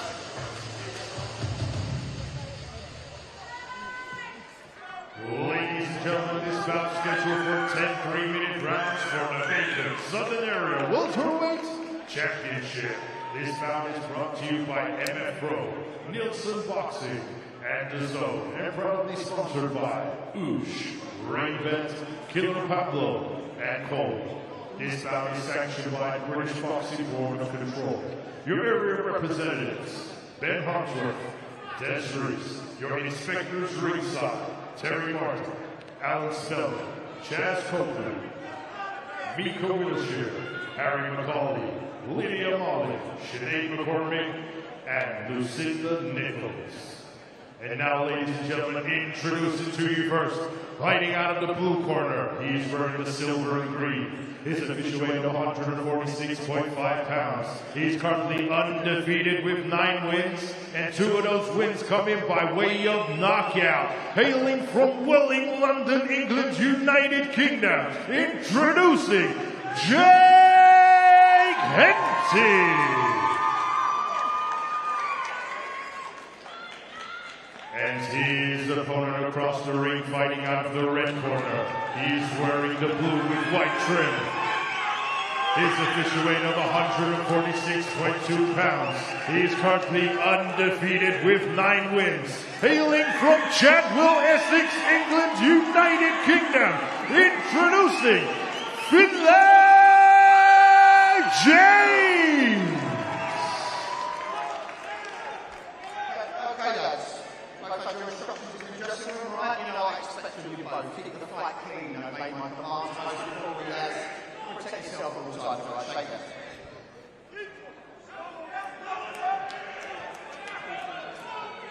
Well, Jake Henty, he's been out of the ring for some 14 months. This a real chance to reset his career. Hit against a man in the shape of Finlay James, who's a real throwback fighter. He looks like something out of the 50s, Spence. He's a throwback, but he's a man looking for a modern fairy tale here. A vacant title on the line, as I say. The first real 50-50 of the night. Yep, real opportunity for both of these guys to showcase what they've got. A launch pad into bigger, better titles. But first, we've got the Southern Area vacant welterweight title on the line. It's a real 50-50, as you say, and really looking forward to this one. Finlay James, we know, is an excellent tactician, stylist. And Jake Henty, the southpaw, who's been out the ring for a while. Could ring rust play a part of that early on in this contest? We're going to find that out very, very shortly, but difficult fight to pick here on who wins this one. You could tell Henty was just delighted to be back. He was in here very early. He was stalking out the ring, just looking on from afar. It's a real opportunity. I think he would have been delighted just to get back in, but the fact he's got the chance at this Southern Area title, and at the age of 26, still pretty much starting out his career, he can go again. Oh, absolutely. Listen, a loss on a record for either one of these guys is not the end for sure. You know, some fighters, it's the moulding of a fighter, it's the making of a fighter, so no shame in losing for an area title at this stage of your career, but for the victor, is how he goes on, puts himself into bigger, better title contention on a big platform. So huge opportunity here for both. Henty trying to play the role of aggressor in the opening exchanges. But as you mentioned, Finley James, a great tactician. He won't mind fighting on the back foot. He won't mind a bit of a chess match here. No, he's an awkward fighter, James. Southpaw, rangy, leans back on that back foot, and for a fellow southpaw, that can be quite difficult to get through. We've seen a bit of this tonight, haven't we? Southpaw versus southpaw, and it's normally quite unusual. We've had a couple of these. Fortunately, the last two gelled very well. Will we get the same with these two? Right hand there from Henty. That's real scoring shot of the fire, but Finley James returns with one of his own. You know, I like what Henty's doing there, though. He's throwing that left hand through the middle. Yes, he's falling short with it, but he's coming back with that right hook over the top, and that could be dangerous. Finley James, he has to stay switched on with that. He's got to be careful he doesn't get caught. Coming in with his own shots. Neither guy really stamped their authority in this first one. Been a bit of a chess match. No one really found their range. A lot of respect between the two. Real nip and tuck first round, and I think you've been finding most of these rounds so far tonight easy to score, but that would have been a tougher one. Yeah, it certainly was. It was a very difficult round to separate the two. Neither guy really took the initiative. Both guys taking a look, showing a lot of respect, as you would expect. First title for both of these on the line. Southern Area Welterweight title, that is, which is a great title. History. There's been some fantastic fighters over the years that have held this one. And as I said, is the real launch pad into bigger, better titles. Your English, your British, your Commonwealths, moving on to the Europeans. And that's where the dreams of both of these two will be. World honours, obviously the biggest prize in boxing. But first, you've got to come through these tests.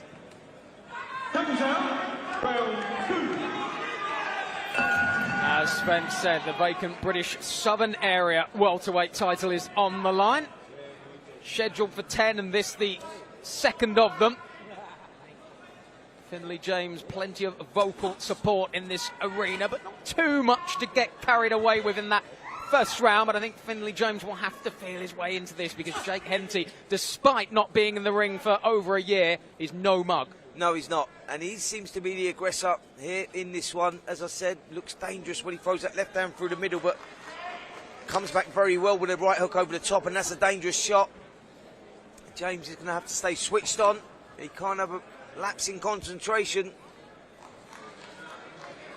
But there will be a breakthrough at some point with both of these guys. They know what's on the line here. And yes, right now it's a chess match, but expect it to catch fire at some point. And managing the distance of the fight also in points. The first time that Finley James has been in a 10-rounder. It's Jake Henty's third over the 10-round distance. How difficult is that when you have to start fighting over the longer distance? You have to start reserving that energy, knowing what to unload with early on. Well, do you know what it is, Gaz? It's that unknowing. So when you've not done it, if you're doing a 4-rounder, you're tired at the end of 4, 6, you're tired at the end of 6, 8, the end of 8. And when you do like a 6-rounder, to give you an example, you do a 6-rounder and you think, how am I going to make 12? You know, you've blown a gasket after 6, but it's the way that you condition the mind. Well, Jake Henty will have the advantage because he's been there a couple of times before. And obviously for Finley James, obviously for Finley, it will be that unknowing. Hence why he's probably being a little reserved here at the beginning of this contest. Couldn't wish for a better corner, though, with Mark Tibbs and the team in there. They've nurtured a few world champions down the years, not to mention domestic honours. And that's where that self-belief for James will come from, having experience like that in the corner, but a good right hook there from Henty. Best shot of the contest so far. James took it well. Just bided his time there, Henty. Just looking for the mistake to be made by the captain. Interesting that a dyed-in-the-wall West Ham fan would wear the blue and white of Millwall, but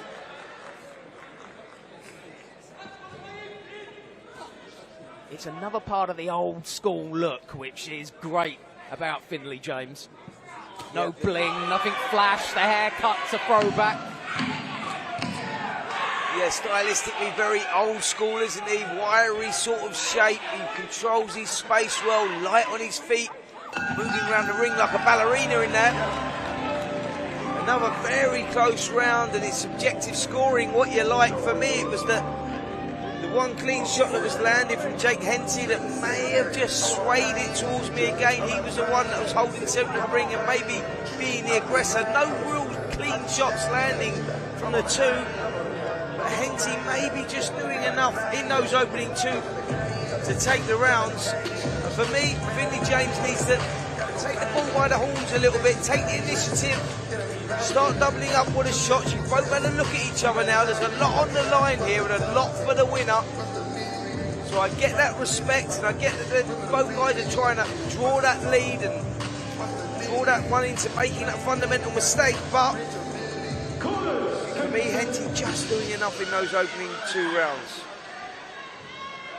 Yeah, not much in it over those two, but as you quite rightly said, it was Henty that landed the meaningful shot in each round. But I say shot, it was just that. There hasn't been a barrage of pressure from either man yet. And that's exactly why I say subjective scoring, what you like, what you're looking for, what you're going for. Because I might have it 2 rounds to Henty, and it'd be quite possible that it could be Finley James that's 2 rounds up here. So the fight's still very much to be won and lost going into this third round, or the fight very much still to be taken control of going into this third round. Neither man has really established the jab yet either, but they've been quick to get out of range.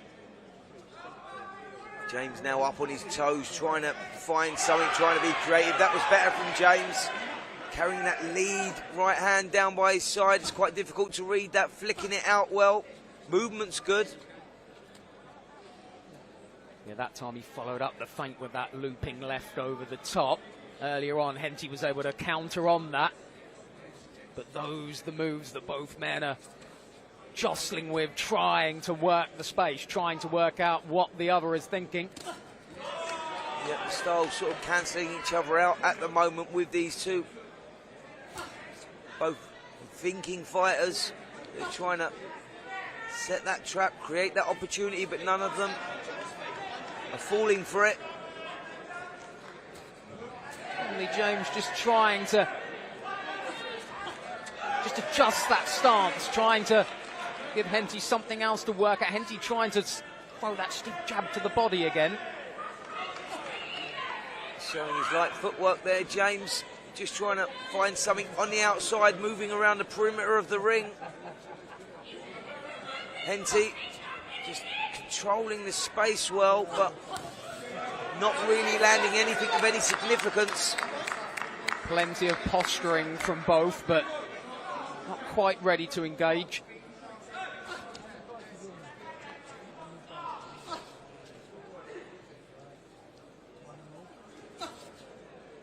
Henty can't seem to find his range either at the moment. As I say, clash of styles with these two. And there's no one that's really gone for it yet. They're both trying to get that breakthrough moment. Good double jab there from James, who's showing a lot of mobility, moving around. I don't think we expected too much different to this in the opening exchanges. James, obviously, at that fledgling stage of his career. For Henty, it's that time of inactivity, so he's having to blow the cobwebs off in these first few rounds as well. Tries to throw that left hand on the belt. It's another really tight round, though. Yep, another tight round for both of these guys. James, very fleet-footed in that one, moving like a ballerina, as I said, around from left to right. Flicked out a few jabs, and that might have been enough to steal the round, if I'm honest. A couple of good scoring shots there. Henty was doing well, holding the centre of the ring, but was not really being creative. Missed with a few shots, missed with a couple of left hand, backhand, left hands. And never really landed anything of significance. So James maybe clawing one back on my scorecard. 3 rounds gone. Neither guy really took control of this one yet. Well, he's not a big hitter, Finley James. 9-0 and still awaiting that first stoppage. He's had to go every single round of his career so far, 52 in total. Henty has got a couple of KOs on his record, but has actually boxed an extra round. So there is the proverbial Rizzler paper between these two. Yep, Henty, the more experienced of these two, really, when you look at the contests that he's been in. But for James, this really is the launch pad, the coming-of-age fight. Big test for both guys. Nice work there from James. Lead right hook, sorry. Flick the jab through as well. Yeah, landed that nicely on the turn and brought a ripple of applause from those who have made the very short journey over to the Copperbox. Yep, walking distance for most of these here tonight, which is always nice. Nice venue this, the Copperbox, built well. The atmosphere is good in here tonight, and this is good work from James. In this 4th round, he's starting to find some form of rhythm. Henty has to be careful that he doesn't get frustrated because he's holding centre of the ring, but just needs to step in with his shots a little bit more, being a little bit predictable at the moment, Henty. Henty a little bit passive. He caught her left to the body, and James starting to turn him around and getting some joy with that movement. Yeah, looks the more fluid of the two in there at the moment. James, little stumble there from Henty, nothing landed. Is that the movement of Finley James that's making Henty stumble? He doesn't know which way he's going to go. Yeah, he's just finding things difficult in there at the moment, Henty. He's being a little bit one-dimensional with the back Right left hand there, there, and that was a good shot. That will give him encouragement. Can he build on that now? Well, that'll certainly slow the movement. There were moments there, I think Finley James was starting to feel himself a bit, was dancing round, and that shot from Henty just redressed the balance. Yep, Henty just trying a cheeky little move there as well by stepping on the lead foot there. The lead right foot of James, just trying to get him to hold the ground. You see him doing that. That's an old trick there from Henty, who's just starting to get a bit closer in this round. Missed that left hand through the middle, but he is closing the gap. James needs to get back behind that jab. This is better work from Henty in this 4th. Trying again with that stiff jab to the body, Henty. He wants James right in front of him, doesn't he? Doesn't want to allow him to dictate this movement.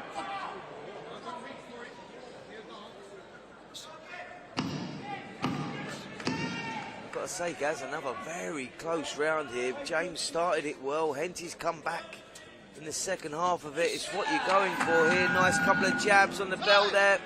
Light on his feet again. James in a very difficult round to score. Mark Tibbs in the corner seems very happy with him. He seems really happy there. Is that a little bit of kidology? Is he just letting him know, I'm really happy with that, even if Finley Jones may have been doubting himself a little bit there? Well, that's a great call, Gaz, because Mark's got a lot of experience and he'll recognise, like me sitting here, I've been around a lifetime in this game. And when rounds are going very close like that, it's the slightest thing that will sway you. The judges will be similar to myself, similar to yourself. You go, I'm not really, I don't really know who's got this one. No one's got this really by the scruff of the neck, and I think that it's very difficult to separate them. I've got this 2 rounds apiece going into this 5th round. It's for me all to be won, a 6-round fight, if you like, going into this. But who knows what way the judges are really going on this one. It's been one of those. Well, the beauty is plenty more rounds to sort it out as we go into the 5th. The vacant British Southern Area welterweight title on the line. The first step on the ladder to those potential world honours later down the line. And, of course, the same division of which our main event tonight will be in when Harlem Eubank takes on David Papot. Yeah, and them two are a lot closer than these two at the moment on those world title honours, and the winner could go on to box for a world title in the very near future. But back to this one, where it all starts, the grassroots, the development stage, and the first title levels, the Southern area, an important title that is, a real launch pad. And these guys will be looking to search forward, and that was better from both guys. The right hand of Henty certainly connected the cleaner. It's the first time his corner have got truly excited about something. Yeah, you saw the spray of sweat there, didn't you? Under the lights. Henty's starting to sit down on his shots now, trying to load up with those a bit more. He's done well of controlling the centre of the ring here, Henty. James doing a good job of just staying out of range, but gets caught with a jab there. Lovely jab from Henty, and you say he's starting to settle down. I suppose he now has got rid of that ring rust, out of the ring for over a year. But now he's got into this 5th round, starting to feel at home again. Yep. Just needs to build on that success here. Landing the jab well. James, though, is a difficult target. He's moving from left to right all the time, keeping you thinking. It's been a very technical fight, this one, for the boxing purists, who will be appreciating what's going on in there. A real game of chess, one false move, checkmate. But at the moment, nothing between these two. It is one of those fights that looks more like it's the first real mistake that's made is going to be the more crucial thing here.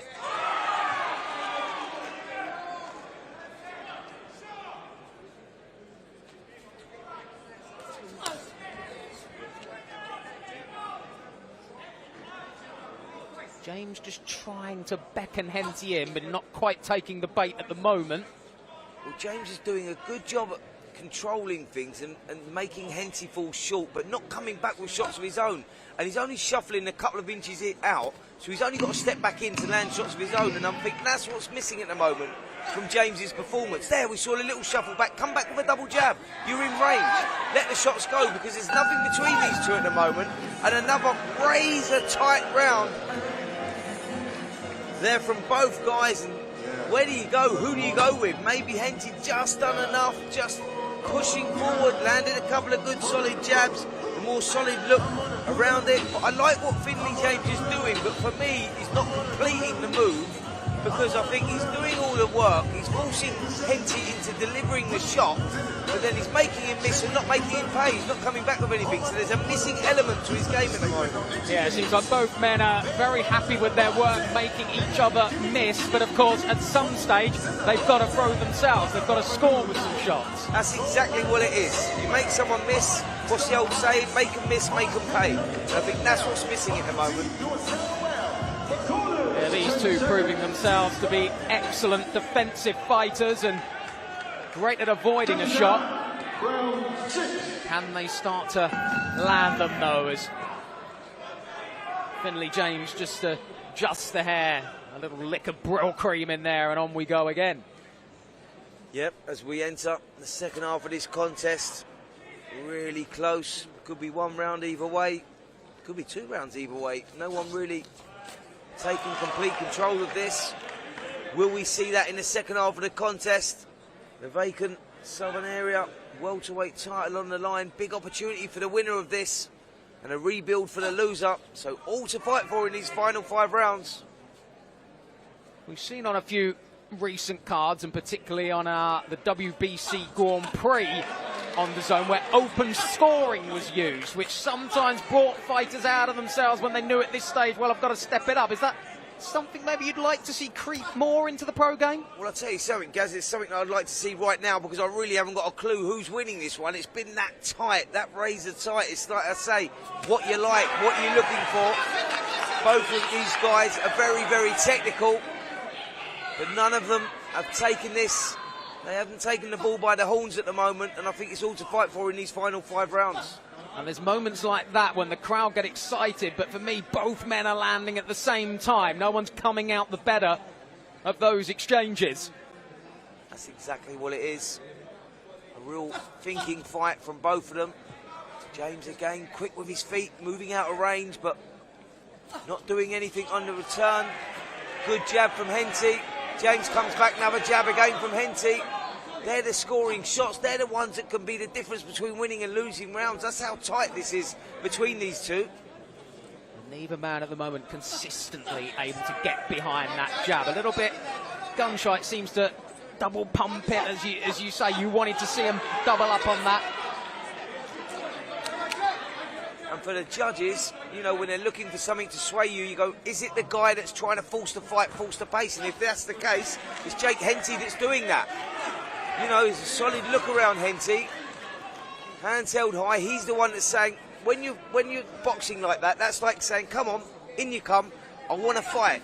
He's trying to draw the fight there. That was good work. Oh, solid jab there, though. The legs just... Was he off balance there, James, or was there a little dip of the knees? Well, there's certainly a little bit of blood from the nose, and a couple of times when the jabs landed clean from Henty.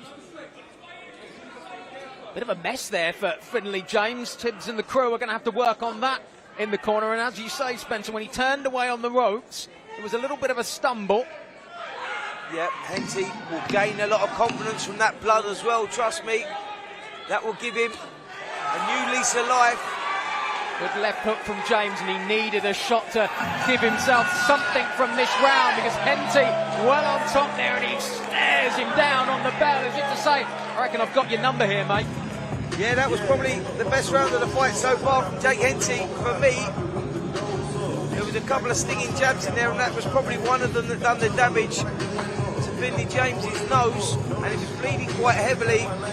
That gives a fighter a lot of energy when you see the blood like that and you see it flowing. You get a second win, a new lease of life, and we may have got that from Jake Henty. It's going to be interesting here, because for Finley James now, he's going to have to come out and do something. He's going to have to find something, put the shots together a little bit more. Yeah, the moving around from left to right is beautiful, and you know, being very elusive and difficult to hit, that's great.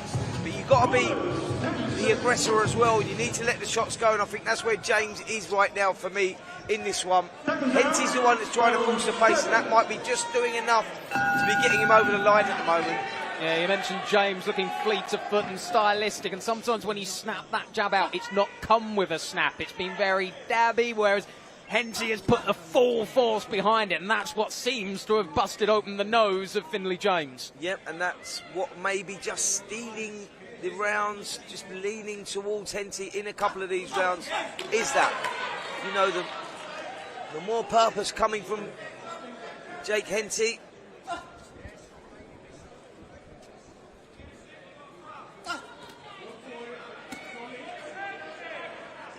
James trying, it seems, to get a little bit more behind that jab, a bit more force. Really stick it into the face of Henty, which he hasn't done so far. Yeah, he's just looking for an opening at the moment, James. He's trying to find something, but there's a solid look around Henty. As he holds the centre of the ring, he's not taking the bait, he's not falling for any little movements coming from James. Good performance so far, and I don't know if James has got a broken nose there, because his eyes seem to be bad as well. The nose seems to have swollen a little bit, so that may be a problem in the last quarter of this contest. Yeah, the mouth's hanging open. You wonder if he's breathing now through the mouth. And that will just add to the fire as far as Henty's concerned.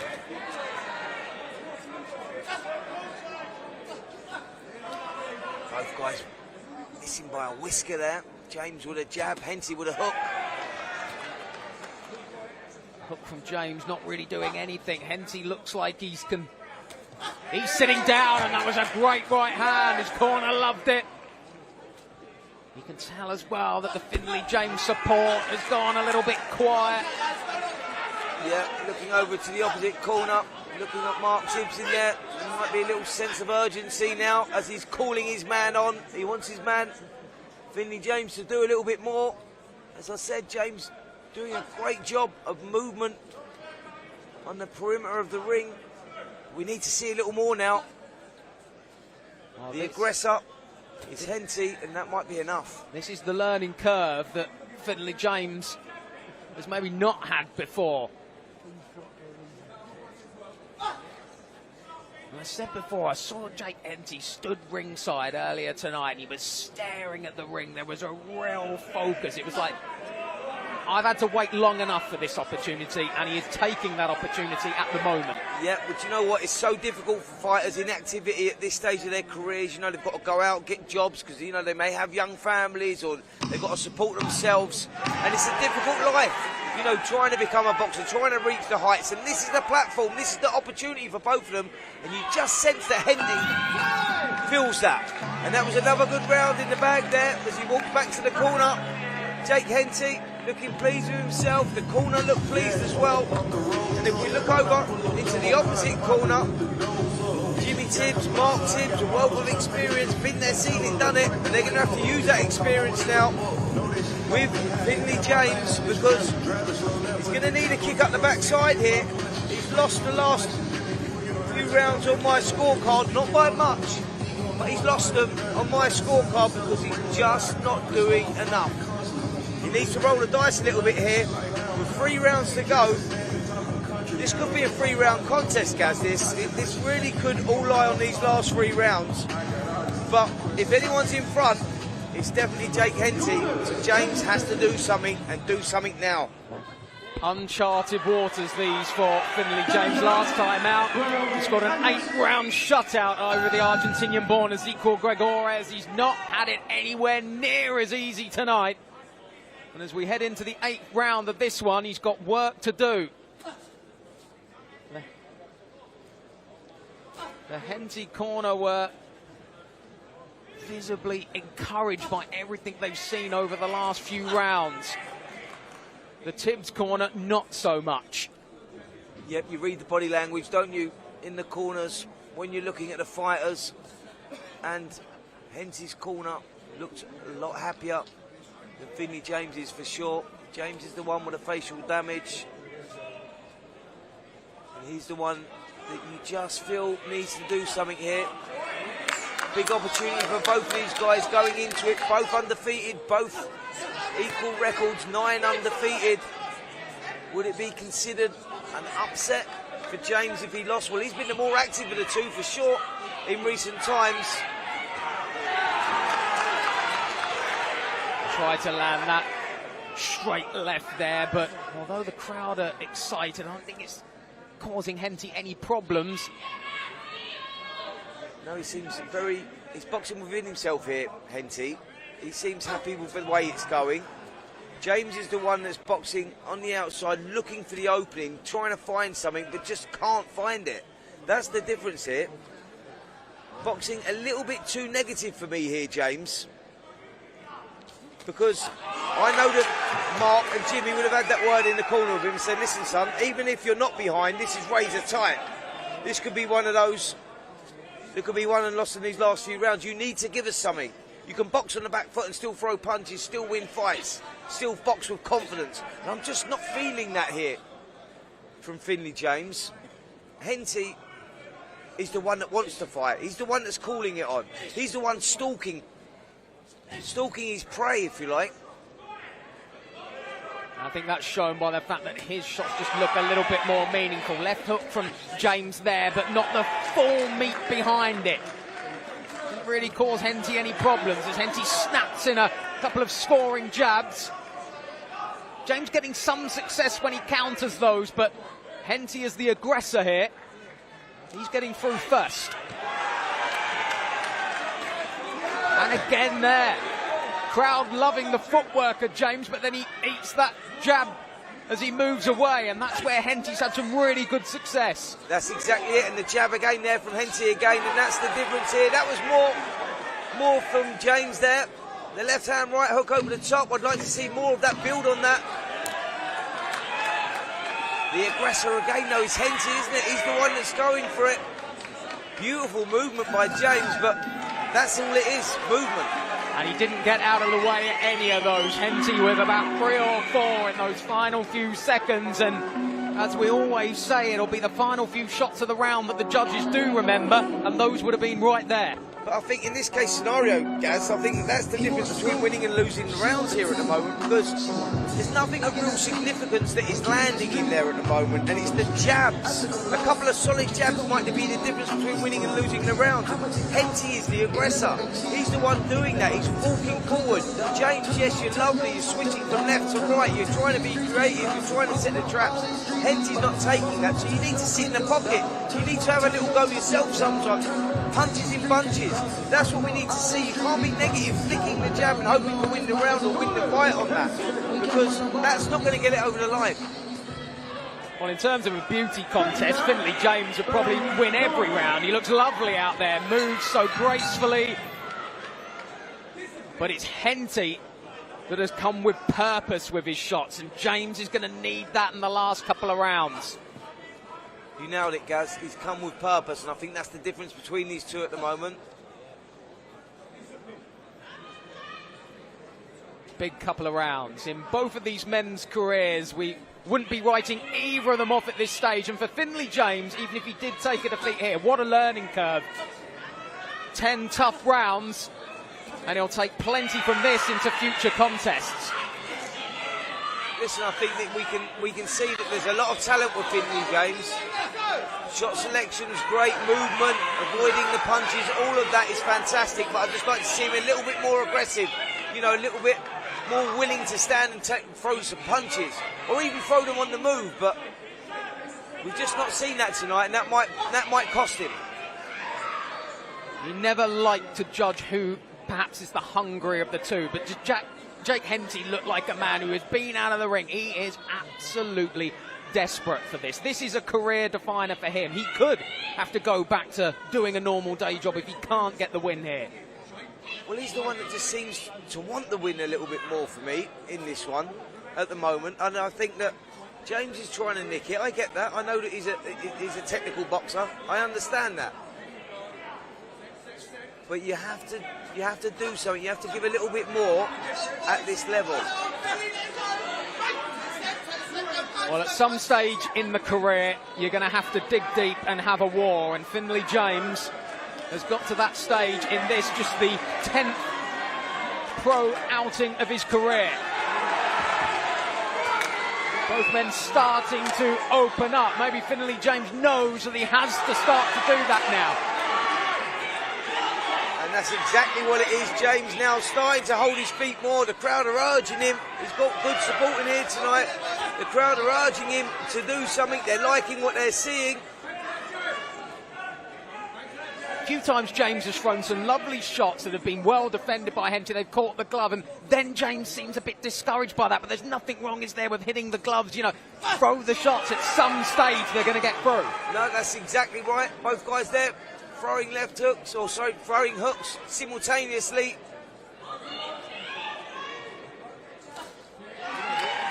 Solid jab through the middle again from Henty. James looking for something.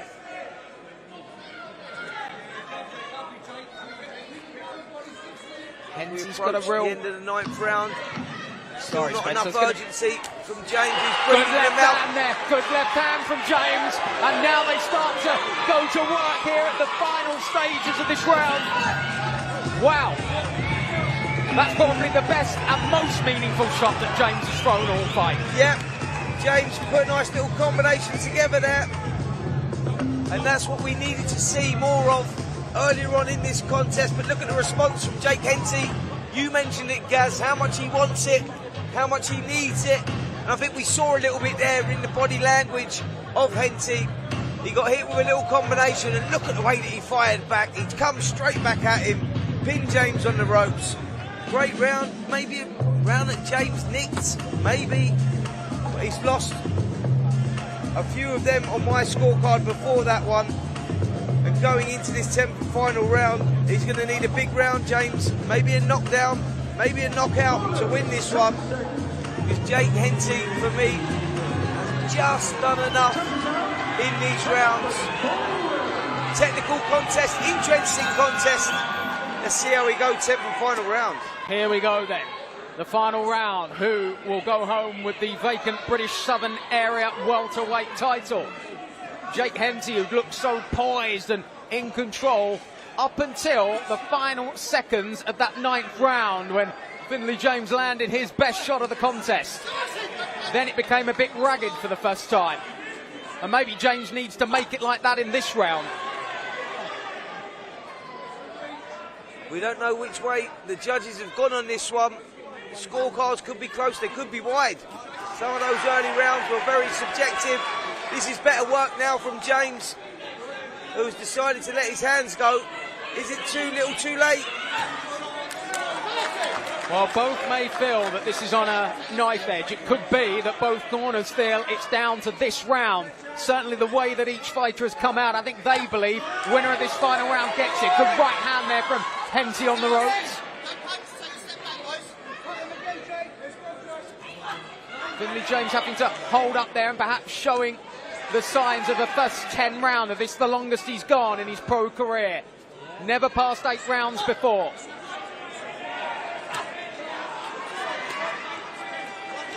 Well, he's showing a good engine in there, James, for sure. Still very focused, switched on, movement still good.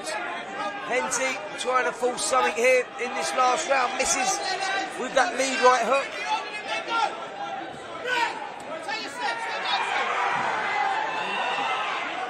Credit to the ref, tried to let them fight out of that one. Nice 1-2 from James. Again, a couple. That's better work from James. Break through the defences that time. The most consistent the jabs looked all night for Finley James. Back comes Henty though. Great stuff in this final round. Yep, James's face showing signs of wear and tear for sure. You can tell he's been in a fight and signs of frustration here from Jake Henty in this last round. The left hand there got through from Finley James.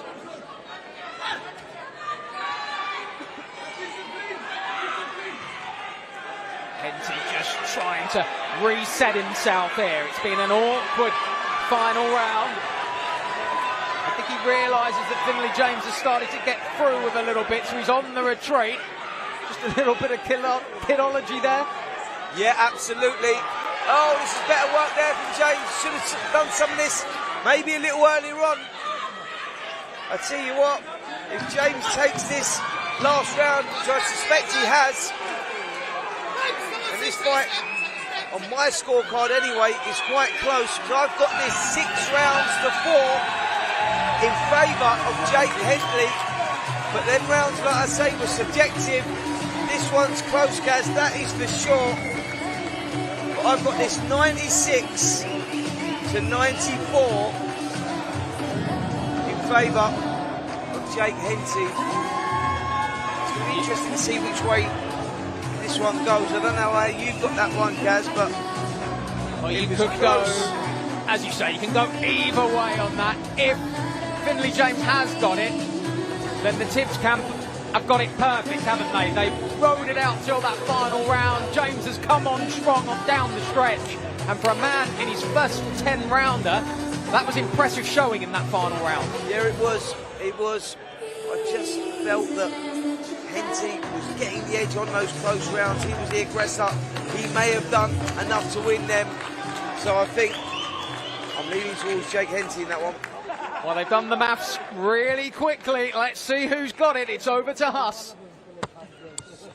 Ladies and gentlemen, after 10 rounds of boxing, we go to the referee scorecard. Referee Kieran McCann scores at about 96 to 94. And your winner and your new Southern Area Welterweight Champion, Jake Henty! Jake Henty, what a comeback, over a year out of the ring, but he strolls in here to the Copperbox and seizes the vacant British Southern Area Welterweight title, and Spencer Oliver got it absolutely bang on. Yep, just as I thought, Henty on those very close rounds was the aggressor, landed a couple of shots that might have been the difference between winning and losing it. In a very technical fight with a lot on the line here. The Southern Area title, yep, that's a beautiful title to win. And it's a real springboard for bigger, better things. But now that will really put Jake Hensey, who's been inactive in recent times, in the picture, because he has now gone from the hunter to the hunted, having that title. Well, it was the chance to kickstart his career, and my word, Jake Hensey has taken full advantage of that. Let's just hope it's not as long a layoff after this. 14 months he's had to sit on the sidelines and watch others go to work. Well, he's the one that's gone to work tonight. He's taking home the title. Finley James will come again, no doubt about that. We saw enough there to suggest there's plenty in the future of the man called the captain, but tonight it's all about Jake Hensey.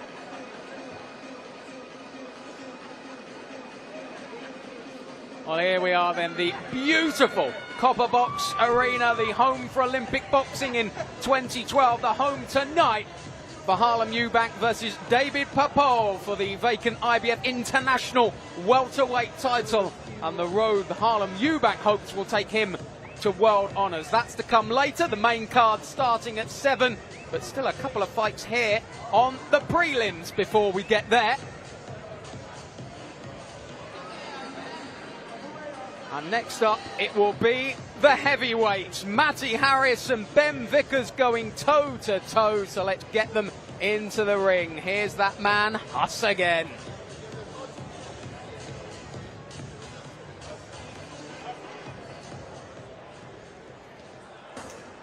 Ladies and gentlemen, now it's time for our next bout of the evening, scheduled 6 3-minute rounds in the heavyweights division. Please welcome to the ring, Ben Vickers.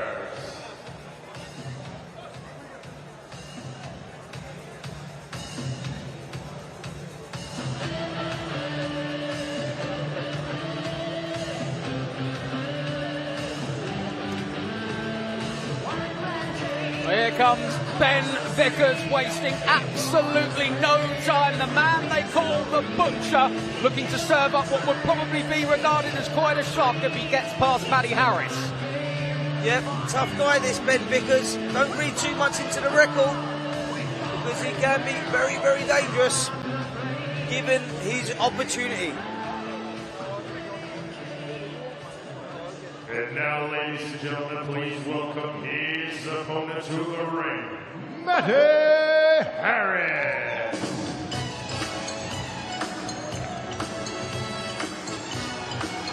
The magic man, Matty Harris. 10-1, but he comes in here on a real high following that impressive second round KO of Franklin Ignatius on the undercard of Chisora Wilder at the O2. He's a big-time fighter these days, and he's got another chance to make a statement tonight. Yep, big opportunity last time out against Ignatius, and he took it in a brilliant victory, and he'll be looking to build on that now on another big platform. Matty Harris, who I've seen sparring the likes of Derek Chisora over the years and putting up great performances in those sparring sessions. A real prospect, this young kid. Looking forward to seeing how he goes here against the tough Ben Vickers.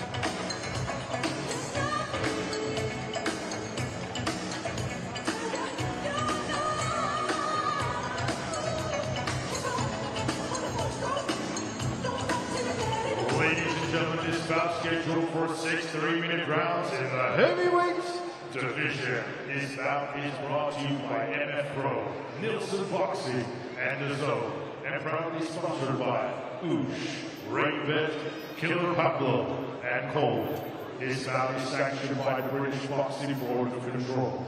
Your area representatives, Ben Harnsworth and Des Reese. Your timekeeper at the bell, Rick Bowles. And your third person in charge of the action in the ring, referee Amy Booth. And now, ladies and gentlemen, introducing to you first, fighting out of the blue corner. He's wearing the black and red. His official weight of 248 pounds. He has a record of 9 fights, 4 losses, 2 draws, 3 wins, and one of those wins coming by way of knockout. Hailing from Wandsworth, London, England's United Kingdom, introducing Ben the Butcher Vickers. And his opponent across the ring, fighting out of the red corner. He's wearing the light blue and white trim. His official weight of 254 pounds. He has a record of 11 fights, 1 loss, 10 wins, and 7 of those wins coming by way of knockout. Hailing from Coventry, England, United Kingdom, introducing Matty Harris.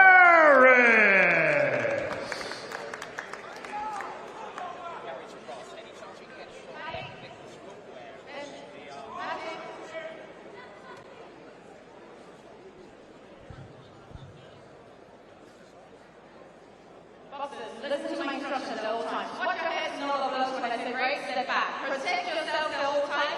Turtles.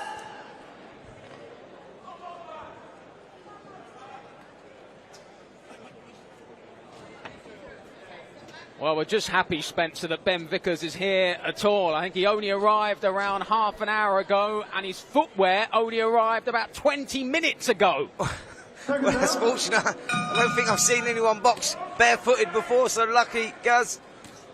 Those boots arrived in time, because I'll tell you something, my trainers certainly wouldn't have fitted him. Big old feet he's got on him. Big old guy, Ben Vickers.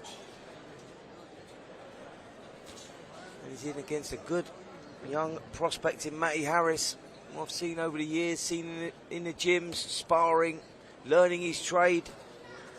Good win last time out. Can he build on that now? Vickers, as I said, is a lot better than his record would suggest. Only the 3 victories, 4 losses, a couple of draws. But he's very capable. Yeah, Vickers not the most active. Maybe that's why the footwear usually stays at home, but this is a real step up for him against Matty Harris, a man looking to mix it with bigger and better, and it's a real boom time for the heavyweight division. That crop at the top are starting to near the end of the road, and there are plenty of names queuing up to take that mantle, and Matty Harris will consider himself one amongst those. Yep, it is a changing of the guard, isn't it, with the heavyweights right now, the twilight of their careers, all the big names that have dominated the division over the last decade or so. But there is a new generation, a new crop coming through. Moses Atauma, maybe the leading light of that lot. But Matty Harris will want to put himself firmly in the mix. Peter Fury in his corner, great trainer, who's worked with some fantastic fighters over the years. Peter's got full confidence in Harris, but he has to deliver here.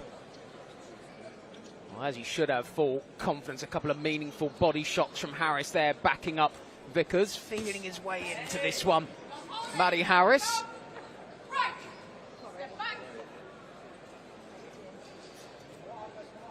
Riding the crest of a wave after that magnificent dismantling of Franklin Ignatius just a few weeks ago. Yeah, solid performance against a solid opponent there. Ignatius is a very difficult guy to look good against and to get rid of, and he's done that in scintillating fashion. Good performance there from Harris. He's got a tough guy in Vickers in front of him, stubborn fighter.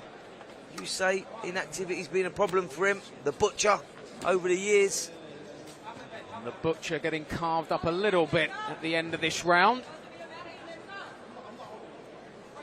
Harris not doing anything silly though. It's much like the Ignatius fight. Felt his way in that first round, but then really put his foot to the floor in the second. And knows all about putting his foot to the floor as well. The former Asda delivery driver, now dropping men in the ring.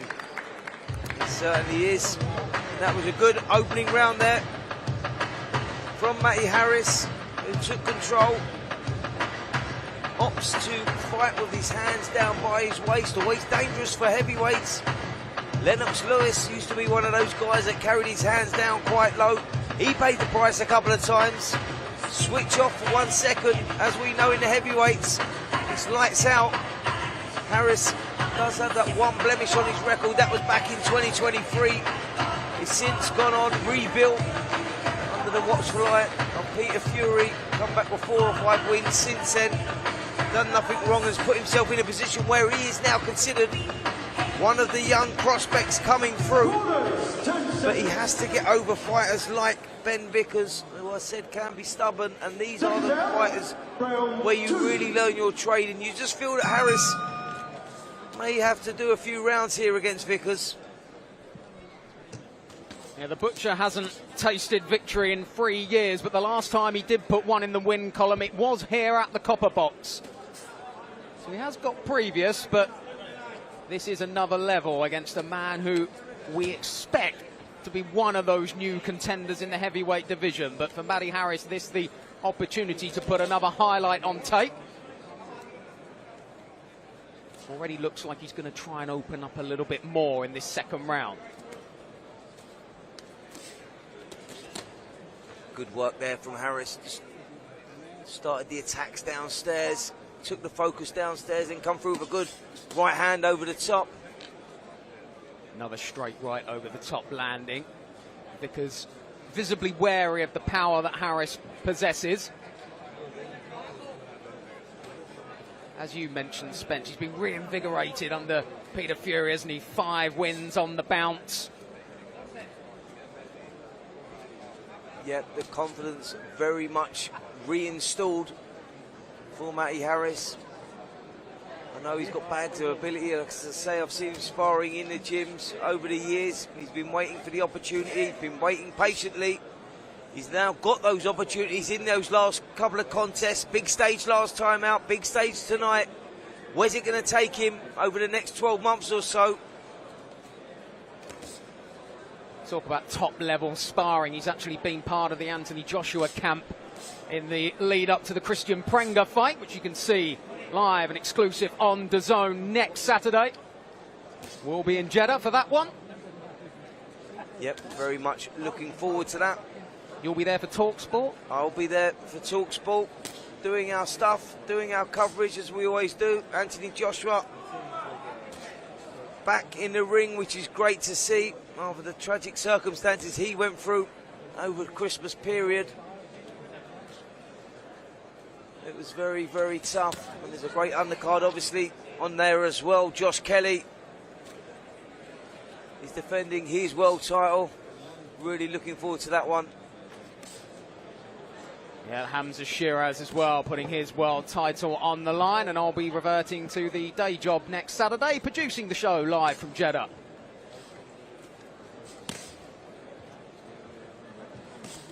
Harris finds the jab there on the turn. Vickers stood up to what Harris has thrown so far, but Harris yet to really get in his groove. Yeah, just not doing anything silly here, Harris, keeping it at range. Vickers really no more than being defensive in there at the moment, which is making things difficult for Harris.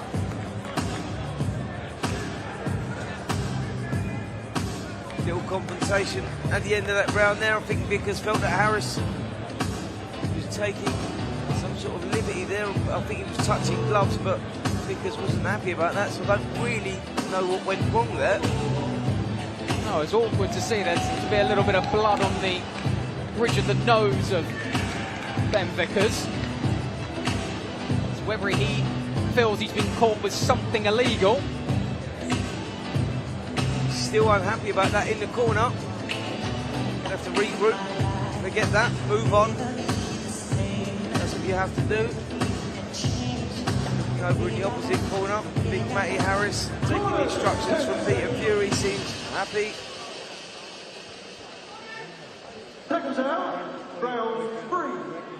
Just looking for a little bit of fluidity here, Matty Harris. I think we'll... I was going to say get a conclusion to what happened at the end of that round, but I don't think we're any of the wiser as to what that confrontation was all about.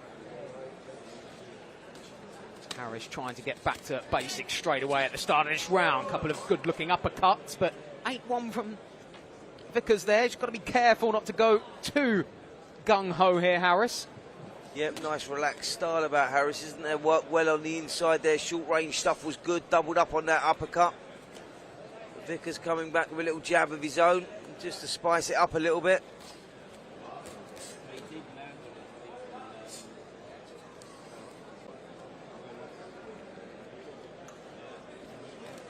blowing it out there, Vickers, as he starts to feel the pace a bit. He hasn't been as active as he would have liked to have been in recent times. I think another man who would like to see more mileage up against these up-and-coming heavyweights. I think he knows his place in the pecking order, but would just like a little bit more activity. Nice right hand over the top. Nodded his head there, Vickers, or shook his head, should I say. Just saying, nope, you never hurt me, which generally means you did. He's stalking forward, making things a little difficult for Harris as he throws the left hook right hand. That's better work from Vickers. Yeah, it's good Maybe work. just growing in confidence here, Gaz. Been a little bit static, Harris, for a man who usually moves so impressively. Just standing in front of Vickers.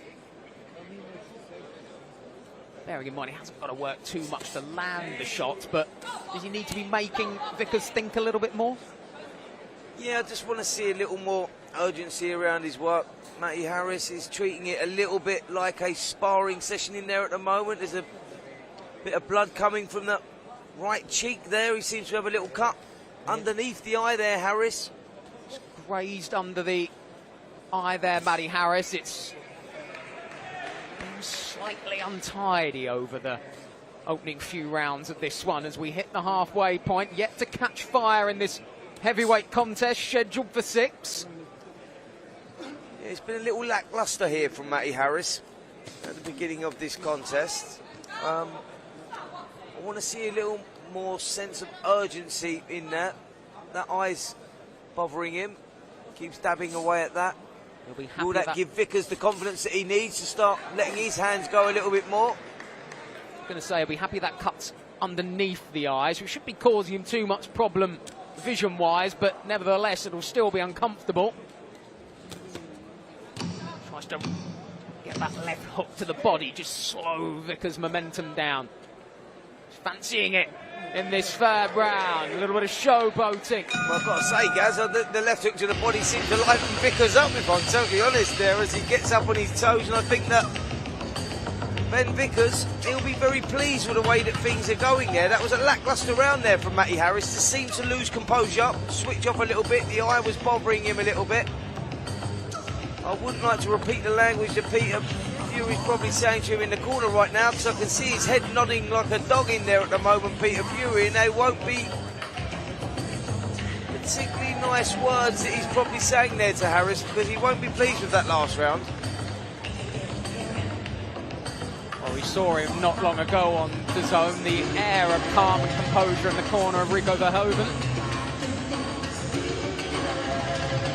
He's getting really stuck into Matty Harris there, though, I think. As you say, he's just trying to wake up Harris. Well, that's exactly what needs to be done there. He's not happy at all, and rightly so, because Matty Harris, who I've talked about as a good little prospect, and he is a good prospect, he switched off there, lacklustre round, picked up a bit of eye damage, seemed to bother him a little bit, lost focus. Now he needs to regroup. Yeah, he's not been in any trouble, Harris, but he's certainly not dazzled so far. Wonder if that last round will just readdress the focus for Matty Harris. And this is a real opportunity when you've got the likes of Leo Atang and Adam Alanian, not to mention, as you said, Moses Atauma, that young batch of heavyweights who are all making statements on the zone. This is Matty Harris' chance. He did it last time out, but he needs to do it again, needs to be consistent. Well, this is it, guys. This is what it is. It's all about building your profile, you know, getting the other fighters to respect you. And he done that last time out against Ignatius, and he looked great in doing that. You need to build on that now, because it is a changing of the times, a passing of the baton, you know. And this is the new generation coming through, and Matty Harris needs to make a statement there. He didn't do that in the last round, but that was a couple of nice right hands, and this is better work here from Harris. Two good right hooks landing from Harris. Hasn't seemed to have troubled Vickers too much, but they were eye-catching shots. Vickers scores one of his own, but that gave Harris the chance to unload over the top. Look for that shot a few times. Harris just dropping that left hand, so you can see what he's looking at there, Harris.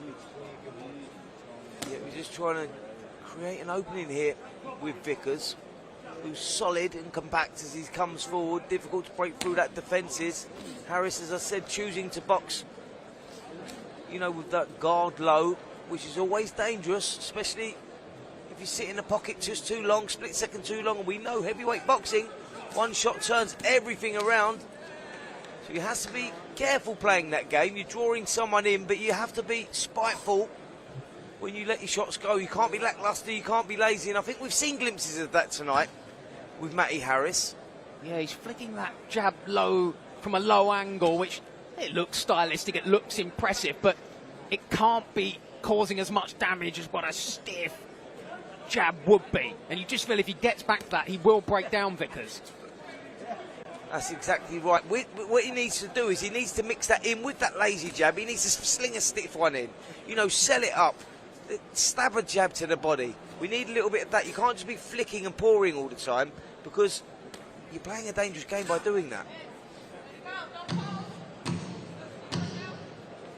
The final stages of the fourth round, a round in which Harris has landed a couple of right hands like that, but hasn't done it enough for his liking.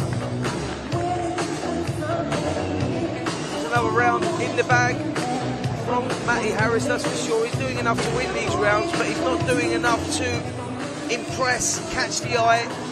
You've mentioned the names there, Gaz, the younger fighters that are coming through, and this is all about making a statement. It's not just about winning, it's about making a statement, and we're not seeing the best of Matty Harris's ability at the moment. You can tell the body language in the corner there as well. They're not happy with it either. We know what he can deliver, we know what he can do. And when you're a young fighter and you're coming through, you're having your 12th contest, you need to make a statement, you need to impress. The zone is the home of boxing. You're there, you're up on the cards, you got to impress at this stage. That is the problem when the other youngsters who are coming up around you are making those kind of statements. Talking of Adam Alanian, he'll be on the zone on August the 1st when we head to Dublin. And Leo Atang, of course, makes his US debut on that Pacheco card as Ben Vickers just threatens to lay the head in. He's agitated, Vickers, isn't he? Yep, he certainly is. Frustrated, maybe, with Matty Harris. Matty Harris taking instructions. Been told one more of them, they'll take a point off, so it's no nonsense. Harris tries again to land that big right hand. Is he perhaps going to that a little bit too much, a little bit too one-dimensional so far? Yep, predictable is what it is. And, you know, when you step up those levels, fighters will read that, so you have to be careful. Unpredictability always wins. We want to see a bit of variety. You know, he boxes with that style. Stylistic, hands down, so you've got to be a little bit creative, and I know that he's got that in the bag as well, Matty Harris. He has that ability, but he's not just showing it tonight. Yes, he's winning these rounds, yes, he's winning the fight, but I'd just like to see a little bit more. Just seems to be sporadic shots from Harris at the moment. They're scoring, but he's not jumping on it. He's not going after Vickers.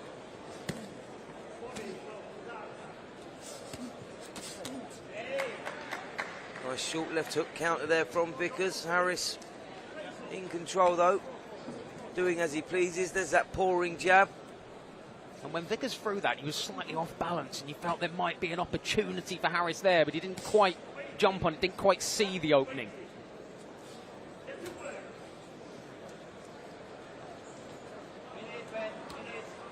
How will the Harris corner be assessing what they've seen from their man so far in this one? Listen, I think knowing Peter Fury, he always wants more, and his job is to be critical of the things that he's doing wrong, not the things that he's doing right. And there's been a lot wrong with what he's been doing tonight. I think for me, it's that lapses in concentration. It's been a big problem, and it's a big problem when you're heavyweight boxing as well. pouring with a jab, not enough spite around his work. Look, there's a lot of good stuff that we've got about Matty Harris. We know that he's a great prospect. He's got great balance, composure, all of that shot selection. Yeah, it's all there. But you can't mix the bad stuff in with it as well and expect to get a good grading on a performance. And this is not a vintage Matty Harris performance for me. And at the age of 26, as Harris is now, it's time to start going through the gears, putting away the likes of Ben Vickers, and that's not to besmirch the man in the black trunks, but I think this was a fight we expected Harris to deal with, and so far making slightly hard work of it.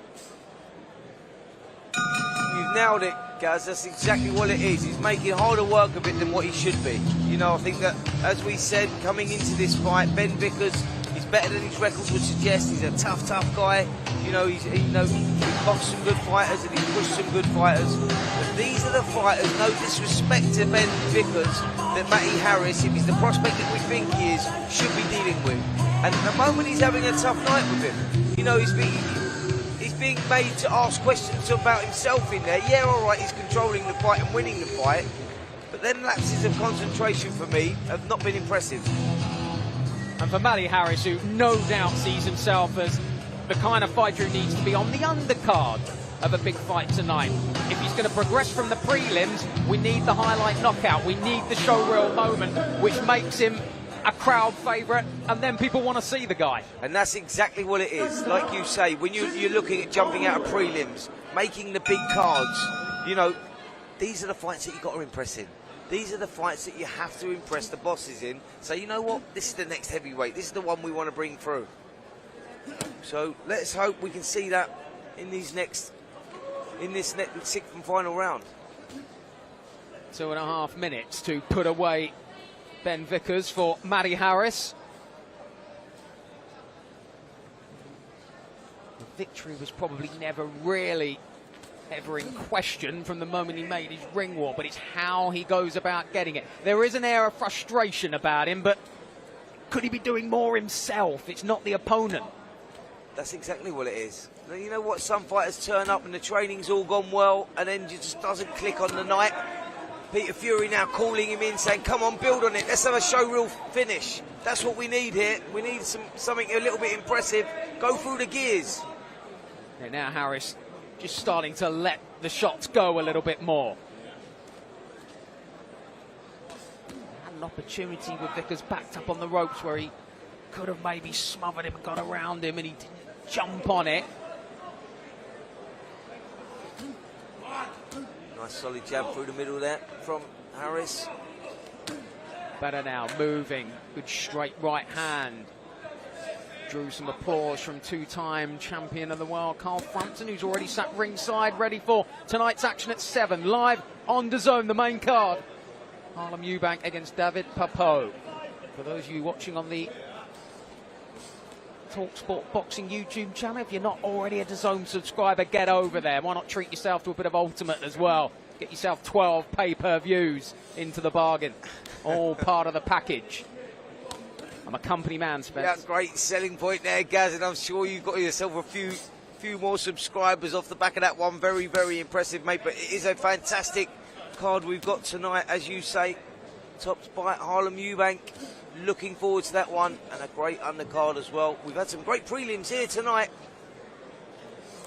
Matty Harris, the heavyweight prospect, maybe not looked as good as we've seen him in the past, but looks like he's on his way to another victory against the tough Ben Vickers. Ben Vickers actually encouraging him to come on. He's saying, come on, Matty, what have you got? Show us, prospect, what do you like? And that's exactly what it is.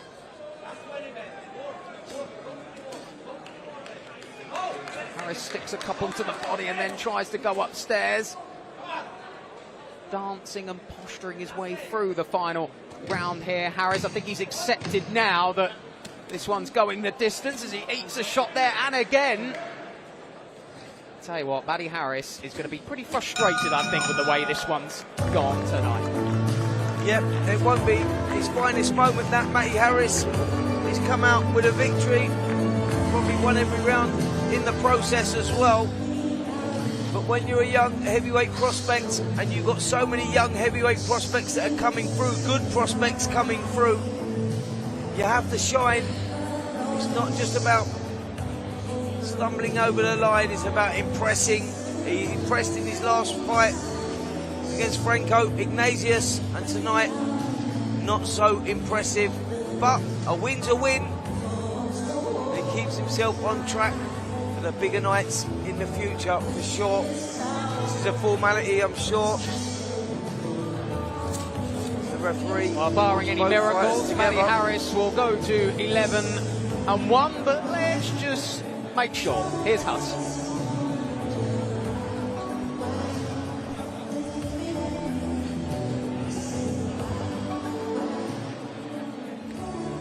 Ladies and gentlemen, after 6 rounds of boxing, we go to the referee scorecard. Referee who scores about 60 to 54. And your winner, Matty Harris. Well, Matty Harris was far from magic tonight, but it's job done, and I think the glance ringside suggests as much. One in the win column hasn't quite impressed, but hey, that's the way it goes sometimes. Right, tonight we've still got Harlem Eubank against David Papot, but a bit later on we've also got Diego Pacheco as he goes up against Emmanuel Alim. 2 titles on the line in LA. Let's learn a little bit more about Pacheco now. Growing up and watching my parents struggle, it was really hard. So my main motive was to help my family. Proudly representing his home of South Central Los Angeles, California, Diego Pacheco. I weathered the storm and I felt something I never felt before. Spiteful, hurtful stuff. Pacheco all over him. A real superstar in the making. There's things that are bigger than boxing for sure. And for me, that's family. And I thank this little girl for that.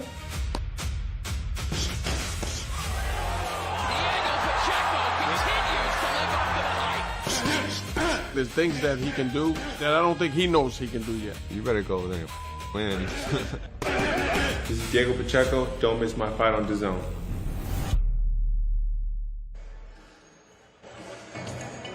Well, you can see plenty more of that feature on the DAZN platform now, part of the Spotlight series. Chop Gonzalez on there as well. Plenty of great features for the upcoming fights across the DAZN schedule, including, of course, Anthony Joshua, Christian Prenga next weekend. And I can let you know an exclusive documentary following Anthony Joshua throughout his whole build-up throughout camp. That drops this Tuesday, and it's well worth tuning into. Right, one more fight left on the prelims, and it should be a decent one too. Aaron Prosper, Mikey Saki for the vacant English super lightweight title, and to get them to the ring is Huss. And now, ladies and gentlemen, time for our next bout of the English Schedule 10. 3-minute rounds for the vacant English Super Lightweight Championship. And now, please welcome to the ring, Mikey Secchi.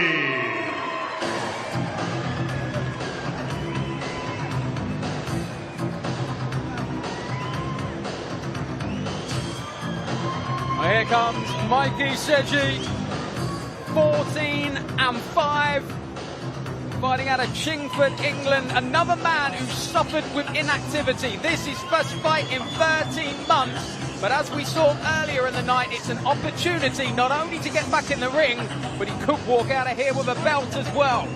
Yep, he is the former English super lightweight champion, trying to regain that title, the vacant title tonight.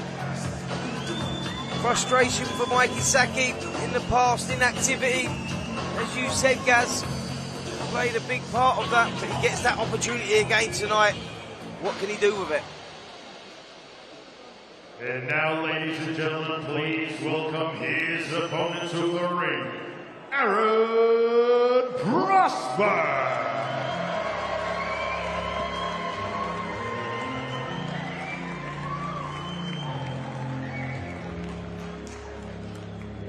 Aaron Prosper, 15-2. He comes back down to the 140 division tonight, having fought at 150 last time out, but the promise of strapping an English title around your waist, just too big a carrot to turn down.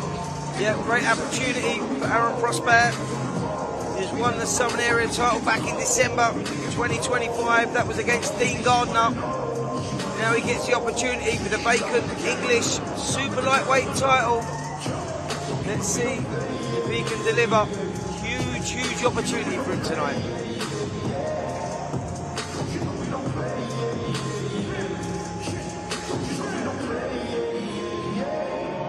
Ladies and gentlemen, this bout is scheduled for 10 3-minute rounds for the vacant English Super Lightweight Championship. This bout is brought to you by MF Pro Neilson Boxing and the Zone. Proudly sponsored by Oosh, Rainbet, Killer Pablo, and Cole. This bout is sanctioned by the British Boxing Board of Control. Your area representatives, Ben Harmsworth and Des Reese. Your inspectors ringside, Terry Martin, Alex Belly, Chaz Coakley, Mika Wilshire, Harry McCauley, Lydia Mullen, Sinead McCormick, and Lucinda Nichols. Your timekeeper at the bell, John Smith, and your 3 judges scoring ringside, John Latham, Bob Williams, and Ron Kearney. And your third man in charge of the action in the ring, A-star referee, Kieran McCann. And now, ladies and gentlemen, introducing to you first, fighting out of the blue corner. He's wearing the white and gray. His official weight of 140 pounds even. He has a record of 19 fights, 5 losses, 14 wins, and 5 of those wins coming by way of knockout. Hailing from Chingford, London, England, United Kingdom, introducing Mikey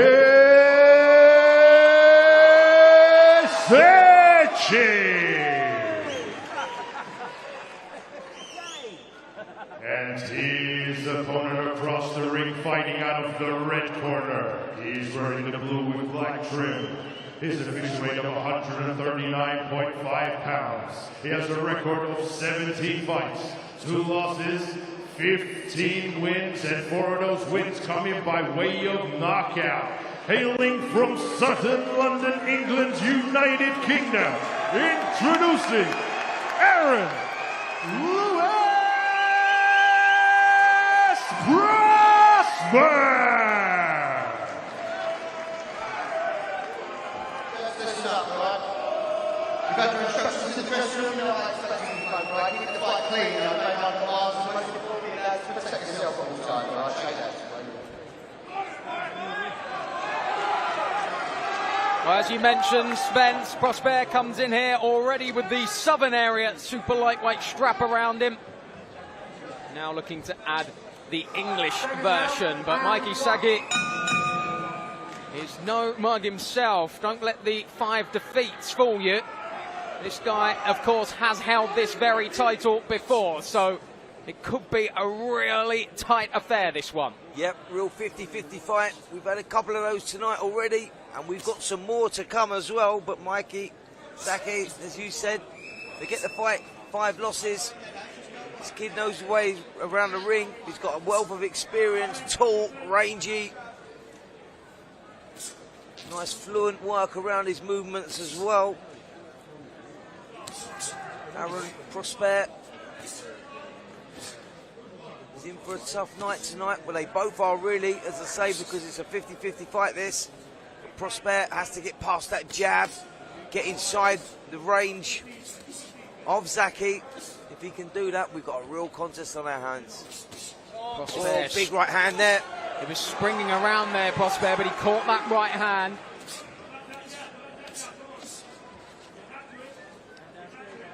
Almost guilty of moving a little bit too much, Prosper. Yeah, we talked about it tonight, and we all. Right hand there. Another right hand. The same shot which he caught when he swung around last time. That one landed flush, and he had to drop and take the knee. A flash knockdown, but a knockdown in the opening round. Yep, only travelled about 6 inches, that one. He walked straight onto it. The knee gave way and he went down. Body shot in there as well. This is a great start from Sake. As I said, Prosper was always going to have problems getting through that jab, but it's not been the jab that's the problem. It's the backhand, the right hand that he's getting caught with. He needs to move his head off the line, slip the shots after he's thrown punches of his own here, because Sake is looking dangerous tonight. Yeah, an air of composure about Sajin. The way through that shot, it was nonchalant. Big body shot went in there as well. You heard that slamming into the rib cage of Prosper.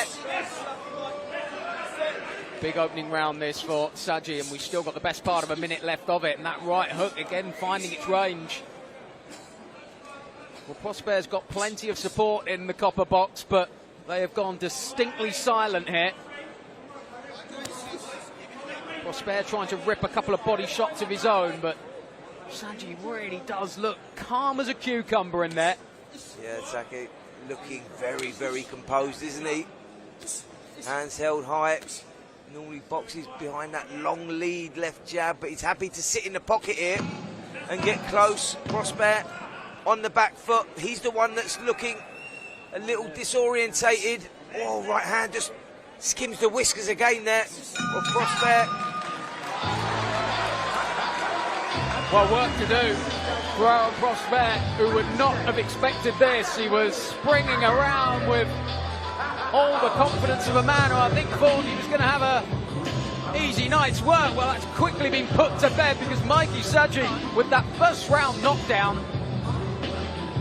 Yeah, come out of nowhere, didn't it? Short right hand that delivered. Has travelled about 6 inches or so. Landed, seemed to land high on the head, Sajay. And he went down on his knee. It was a flash knockdown. He got up but didn't really regroup too well. Was getting caught with the right hands more often than not. And he'll have to change that, Gaz, going into this second round. The timing of Saji on that shot was impeccable, and it just goes to show you don't have to load up with the big power blows. How does Aaron Prosper redress the balance here? But I suppose the important thing is not to chase it. Well, I think he has the experience not to chase it, that's the point. He's holding his ground well, back to working behind that jab, using his range. There's that looping right hand, he's throwing it over like he's bowling a cricket ball. But look at the response here, Sajay, and he needed to do that. Nice work from Prosper, connecting with a couple of hooks of his own, and again with that right hook.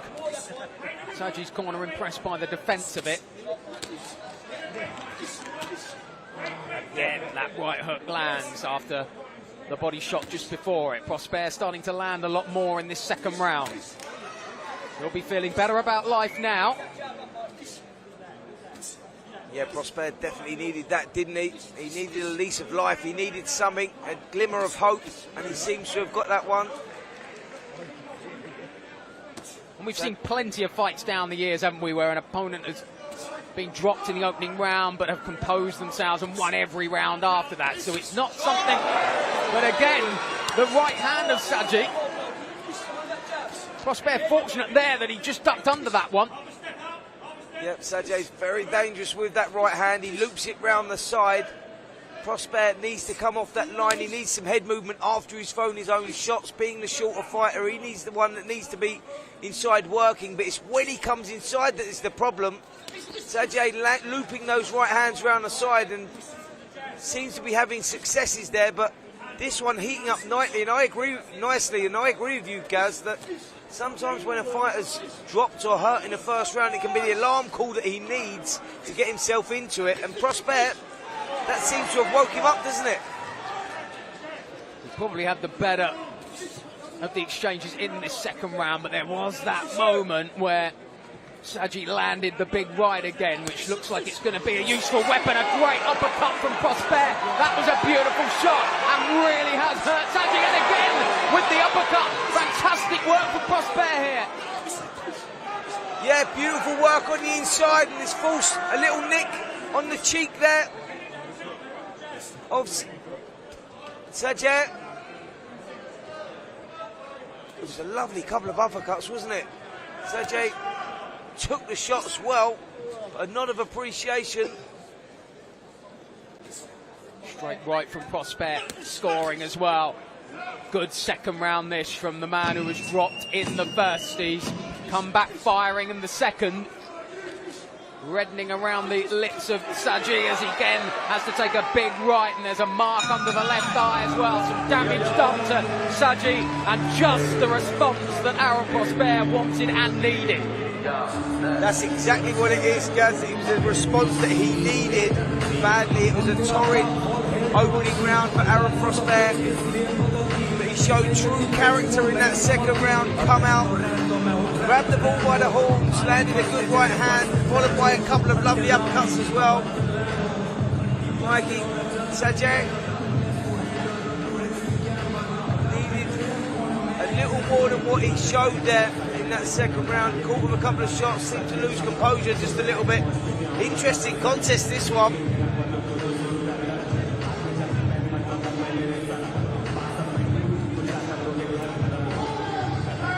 Well, Prosper has history of digging deep. When he won that Southern Area title, it was the third time that he fought for it, having come up short on the first two occasions. So is no stranger to adversity, and he's had to face some in the opening round here, but that second round display really has got this fight back on a level footing and shows what a 50-50 affair it is. Yeah, it really has. Prosper, terrible start, but come back very, very well in that second round. What does this third round hold between two guys that seem very evenly matched? Different attributes between the two, but it's who can implement them in this contest that will come out victorious. They both know they can hurt each other. We've seen that in the first and second round. Yeah, Saji did well to stand up to some of those shots in that second round, as again that looping right hand from Prosper. Sticking the jab down to the body as well as a lovely variation of shots from Prosper. Yeah, he's keeping himself together well here, Prosper. Right hand round the corner as well. Saji blocking that one. He has to be careful he doesn't get caught on the counter here. Both guys having their successes, both guys fighting with their hearts on their sleeve.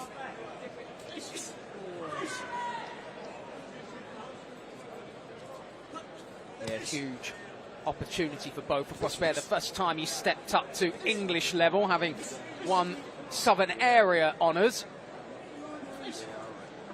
Saji has been here before, of course. He also fought for the WBC International Super Lightweight title in 2019. He lost to Tyrone McKenna, who incidentally is back in action on the Katie Taylor undercard at Croke Park live on DAZN, September 5th. Yep, so Saji has had a flavour of this, isn't he? He's been here before. He knows what it's all about. He's tasted this. He's smelt the arena, smelt the atmosphere. But for Prosper, this is all new. And a huge opportunity it is, and so far so good. Good action across the opening 3 rounds as well, in stark contrast to the last encounter, which never really caught fire.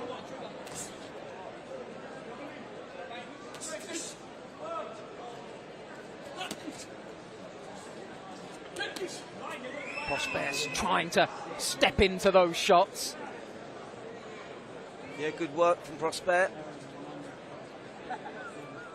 Saji dropping the hands, trying to draw him in. What's his next move? You both feel that both of these guys have vulnerabilities, actually, so you never know what's going to happen.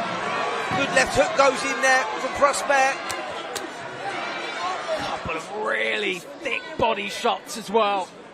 Again, you heard that thud all around the arena. Saji blowing hard as he goes back to his corner. Yeah, Mikey. Saji walks back to the corner there, and it was a slow walk back, wasn't it? He looks like he's been in a fight already after such a great start. Aaron Prosper seems to have got hold of it. He's had success in that second round, built on it for me in that third round as well. Sake, he's gonna have to do something different here to turn this around, Gaz, for me, because you can't keep taking shots like that and not unravel. Prosper up out of his corner early. The body language is in favour of the man that was in big trouble in round one. Well, is that sometimes the danger of the first round knockout? It gave Saji a little bit of false confidence, maybe. It happens. It does happen. You know, he started well. Saji was working well behind the jab, landed that short right hand, and you thought he's going to take control of this. And Prosper showed his talents, you know, showed his character by coming back the way that he come back. But this fight is far from finished, I can say that for sure, because both guys have their vulnerabilities. It's a sort of edge of your seat stuff, this one, because there's going to be a breakthrough. I don't know what way it's going to go at the moment. You know, you favour Prosper at the moment, looking at it, the way that it's going, the momentum's with Prosper. You can't write Saji off, that is for sure. No, we've seen already in that first round what a wonderful counter puncher and the timing that Saji has got as well. It was actually in this fourth round that he first won this title with the knockout of the Lithuanian Denis Danichev. Big left hook there from Prosper.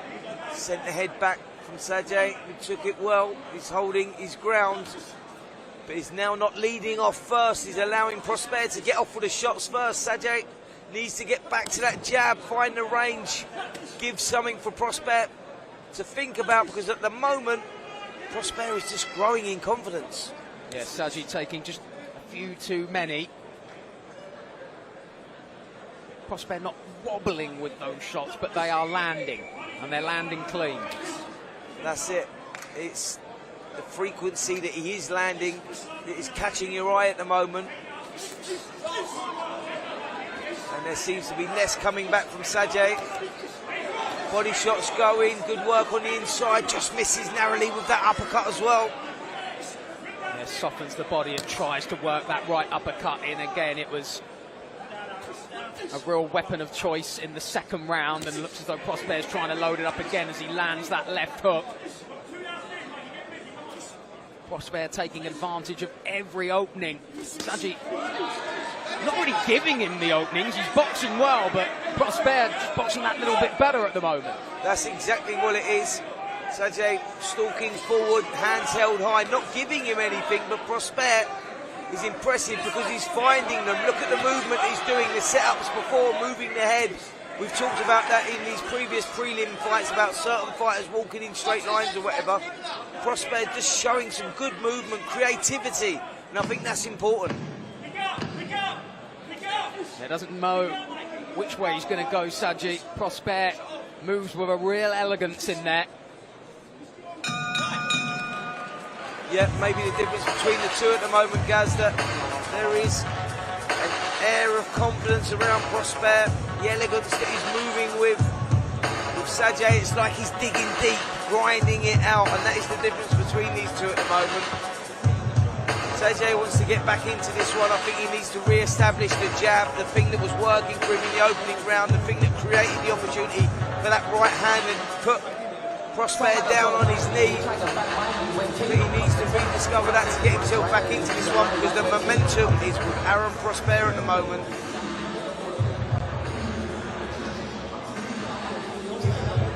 A reminder that the vacant English super lightweight title on the line, and this 140 division, which is absolutely stacked. And domestically, Dalton Smith won this very title back in 2021. Pierce O'Leary as well, the current IBO champ, who puts that title on the line against Mark Chamberlain next weekend. So it is, as we've mentioned a few times, pick up this title. It's the stepping stone to bigger and better. And Aaron Prosper has got a style which could mix at world level, you feel. Yep, he's got a nice style. It's attractive to watch. Good movement. He can fight on the front foot, back foot. Head movement's good as well. Lovely straight right hand through the middle there from Sakedo, and he needed that. Sajay is trying to grind this out at the moment. That's exactly what he's doing. But the momentum is definitely with Prosper. Yeah, varying that jab as well. He went to the body and then to the head, always giving Saji something to think about. He's unpredictable, Prosper. Trying to work that uppercut in again as well. A little bit of a smile as he dances away from that shot.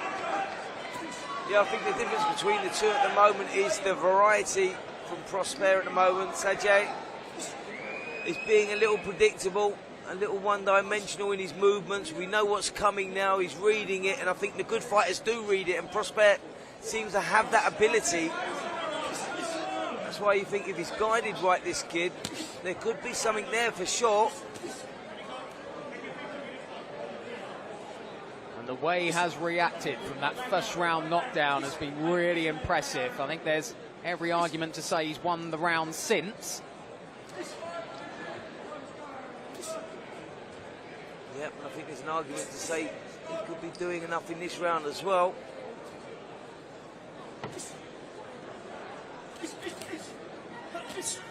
Good work again there, Prosper. Another right hook landing nicely. Yeah, it's the right hand round the back of the guard, isn't it? It was precise. It landed. Sajay took it well.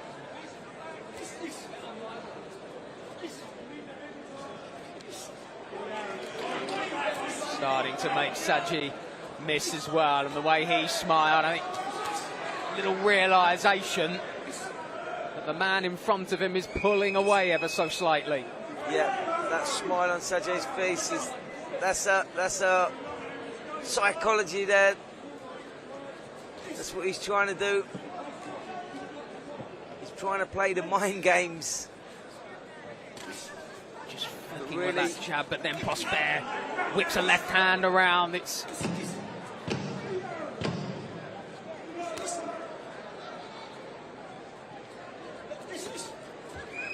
final seconds of the round, and Aaron Prosper ends it with a little flourish. Yep, another good round for Aaron Prosper. There was an air of confidence around his work. Shot selection was great, working well to the body, to the head as well. Sajay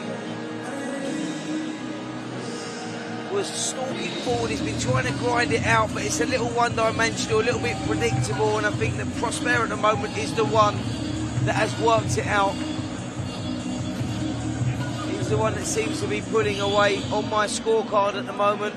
After a torrid start, he's regrouped, got himself together, shown a lot of character, which is important for a fighter to show that he can come through that. Yeah, didn't allow himself to get frustrated by that early knockdown, and Saji slow to get off the stall, and I think feeling the pace, which has been pretty relentless from Aaron Prosper as we go into the second half of this fight. Scheduled for 10, the vacant English super lightweight title, the prize. The final fight of the prelims here at the Copperbox before the main action starts in under an hour, live on DAZN. Yeah, we've had some great little contests so far. In these prelims, we've got some brilliant contests coming up as well. And we also involved in a great contest here with both guys putting it all on the line for the vacant English super lightweight title. What a good little contest it's been. Great scrap so far, and we're into the second half of it. Prosper springing in and out of range, and again trying to throw that jab to the body. Right uppercut just missing, but then the left hook to the body scores lovely. Yeah, Prosper is the one that is doing the good work. He's finding the gaps, finding the holes. He's broken down the Saji defence really well. Yeah, Sajay, now, he needs to do something different here. He's standing in front of his man. There's a lack of consistency around the jab now. His face is showing signs of wear and tear as well. It's been tough in there for him.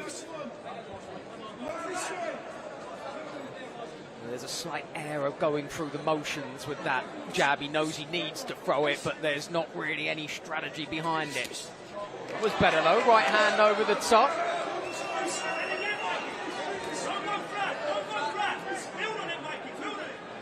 Now is starting to move a little bit, Saji, but Prosper not giving him a moment's peace.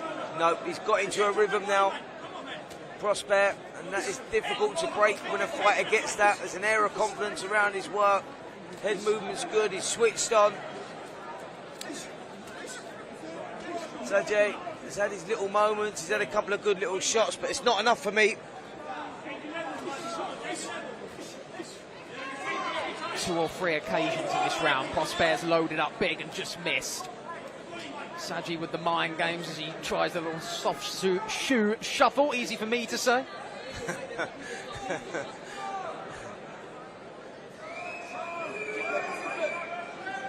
First real lull here, the crowd getting a little bit impatient. That shows the level of action to this point. Yeah, absolutely. We need to see a little something. Sajay maybe being a little too negative on the back foot. He's being forced to fight. We're not seeing enough throwing. Prosper with another round in the bank. He will feel like he's running away with this now. And he's just got to continue chipping away here, Prosper. And you just feel that if he continues the way that he's going, he may be able to force the stoppage late on here. But Sajay, he needs something big. He needs to do something. Roll the dice, throw the kitchen sink, whatever you want to use, whatever terminology you want to use, he needs it. Yeah, I think he is feeling the pace, Saji. And it may not be the power shot from Prosper. If he gets the timing right, I don't think there's enough left in the tank of Saji that he'll want more. Oh, absolutely. Yeah, I totally agree with that. Got to say the momentum is with Aaron Prosper. He sees this as a big opportunity. Seconds out, round 7.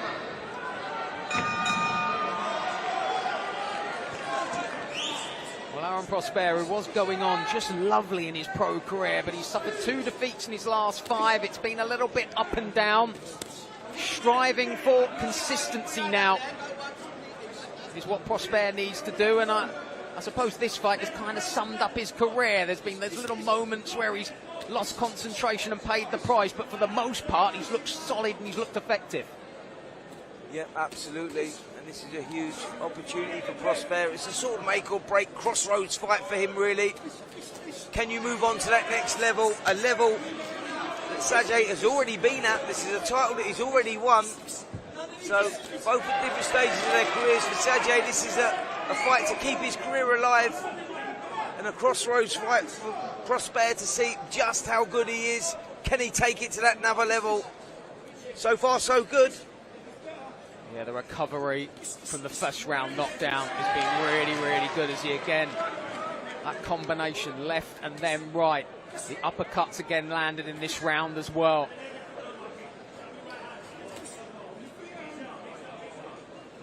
I think he fancies that one as the finisher, doesn't he? Yeah, he certainly does. Prosper just seems to take his foot off the gas a little bit in this round, which will suit Sajay, because he's the guy that likes to fight at this pace, at this range. Say this will suit him. This is good. Saji's success has come at close quarters. Prosper, when he's kept it at range and sprung in and out like that.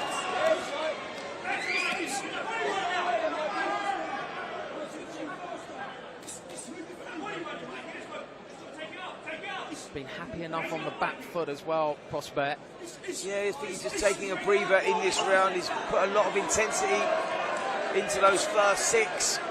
He probably feels that he's running away with a lead here. He can take his foot off the gas just a little bit. But this is maybe what Sajay needs to turn things around. He just needs that little bit of confidence, that little bit of hope. And he may be getting that in this round, because I think he's doing the better of it in this round. Sajay. He's found the range with that jab again. He's looped a couple of right hands around the side as well. For Prosper, what works is that intensity. And he's just taken the foot off that. And that's allowed Sajid perhaps the breather that he needed, because when he went back to the corner, he looked extremely leggy, but he's been able to have that breather as well in this round. To the left of the body there. Sajid happy to hold on there. Might have done a little bit more damage than he's letting on. Wild with the left hand, but scores with the right. Prosper. Strong end to the round with the jab landing as well. Well, it was a round that Sajay may have done enough to win. It was a closer round than the previous rounds that we've seen anyway, but there was a weary look when he walked back to that corner there. We're sitting in the corner where he actually is. The face is looking a little marked up. The corner are really trying to rev him up, get him out there for these last 3 rounds. He's behind, he needs something big. Can he build on that last round? I'm not sure he can, guys. That's the point. I think that we're pretty much where we're at here. And the one that may be coming out firing the most here will be Aaron Prosper, who seems to have built the momentum round after round. Jerry may have seemed to have taken his foot off the gas there, but I don't think that's where he was tired. I think that might be where he was regrouping. Let's see as we go into round number 8. And for Sajid, don't forget, first fight in over a year, 13 months out of the ring. You wouldn't blame him for feeling it at this stage of the contest. He's going to have to leave it all out there. I think he might just go for it in these final few rounds. You mentioned a crossroads fight for Prosper, but for Sajid as well. Where do you go from this one? This is the difference between making up the numbers on a prelims and forcing yourself onto the main cards and being the headline act. Yep, high stakes here, for sure. High stakes for the winner and not so much for the loser, because that rebuild, that regroup is not particularly nice.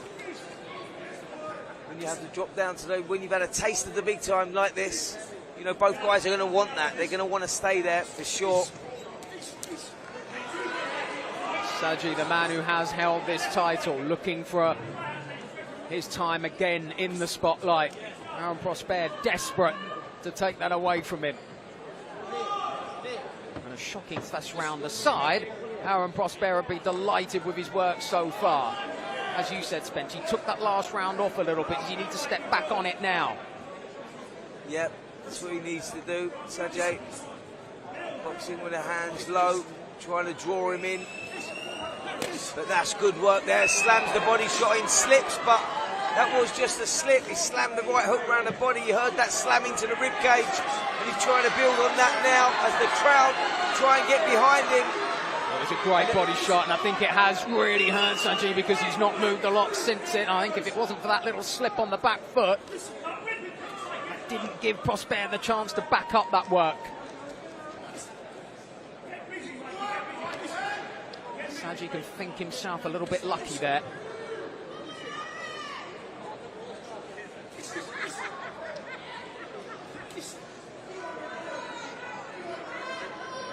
been a tough fight.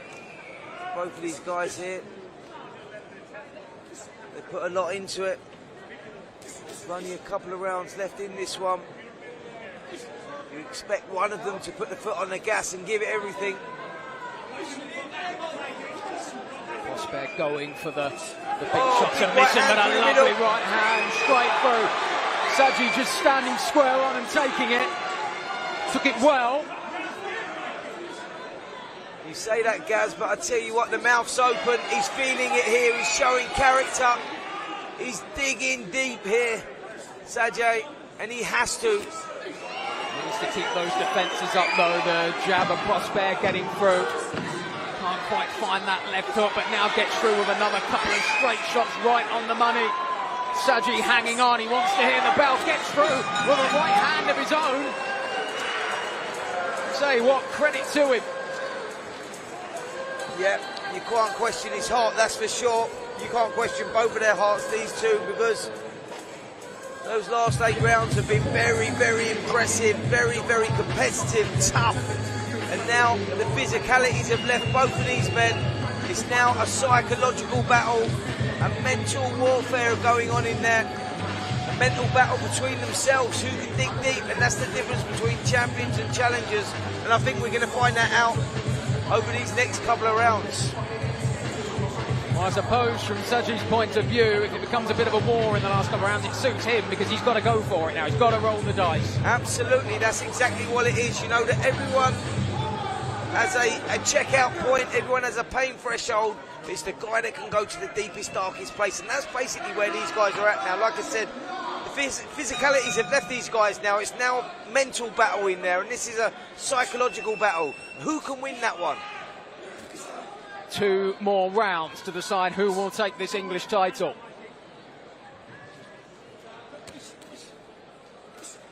For us at the moment, we've got Prosper in a pretty handy lead, couple of rounds up anyway, after the disastrous start where he touched the canvas, short right hand, done that. He's come back very, very well. Right hand from Saji, I think, knows he needs to go on the offensive here. Is there a danger that Prosper looks to defend what he's got, retreat and go a little bit negative as he tries to whip that left hand to the body again? Well, I just don't think that Prosper, that's in his style. I think he's the type of guy that, you know, likes to put his foot on the gas. That's where he's most successful. That's good work from Prosper again there. Right hand, left hook gets through. They may look like they're hitting the gloves, but trust me, they're taking their toll. You feel those shots. Sajay, he's really digging deep in there at the moment. Very, very impressed actually. You've got to respect it. The way that, you know, he's stuck to his game plan. He could have unravelled a couple of rounds ago, but he's still there.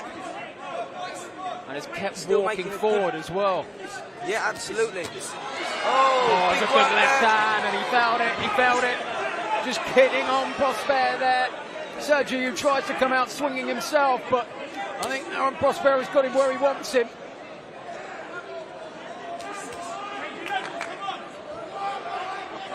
At this stage, when Prosper, you feel, has got his number, what does he need to do to take him out?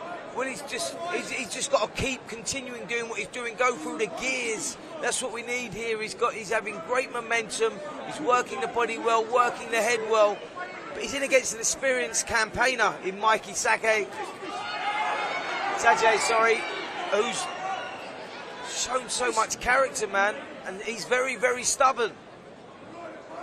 He recognises that this is probably his last opportunity at this level, and he's not going down without a fight. No, he's not going to go down easy, Mikey Sajay, and still possesses that threat.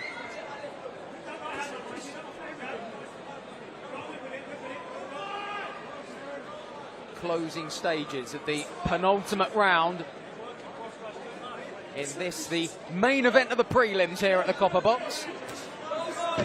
And it's been fitting of that.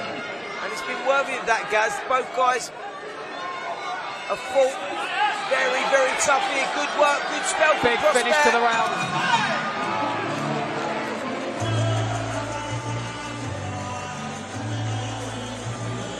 Another solid round of boxing there from both guys. Sajay had his moments, but Prosper had the better ones, and he had the better finish to that round as well. And you just feel at this stage of the fight, at this stage of the contest, that it's been a good one.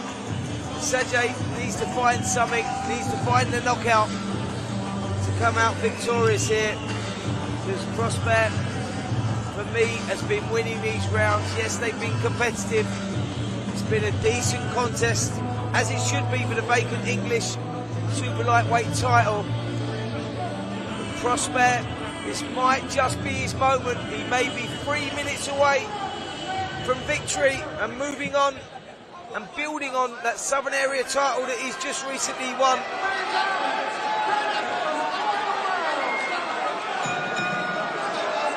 No exaggeration to say this could be the biggest 3 minutes in each of these men's careers, so they have to go for it.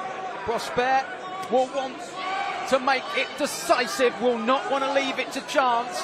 for Saji. He's got to just throw caution to the wind now, hasn't he? Yep, Saji, he's got to do that now.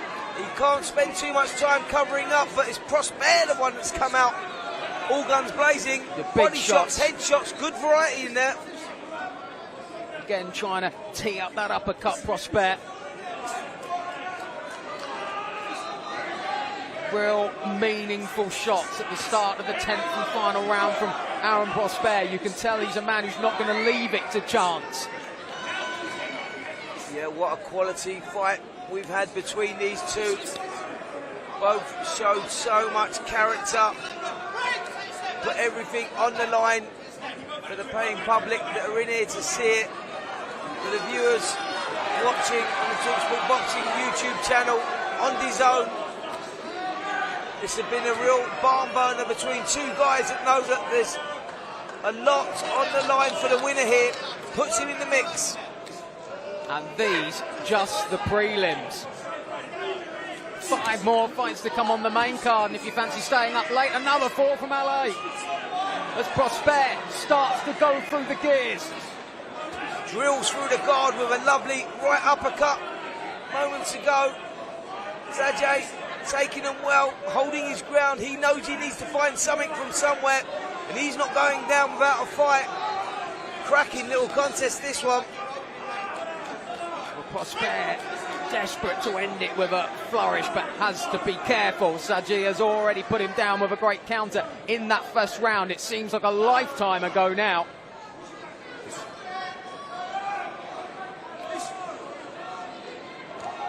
Perhaps a few thoughts of what might have been going through the mind of Mikey Saji, but he's still got just under a minute to turn this in his favour. Can he do it? Can he find it? The million-dollar question. We're 40 seconds away from finding that out.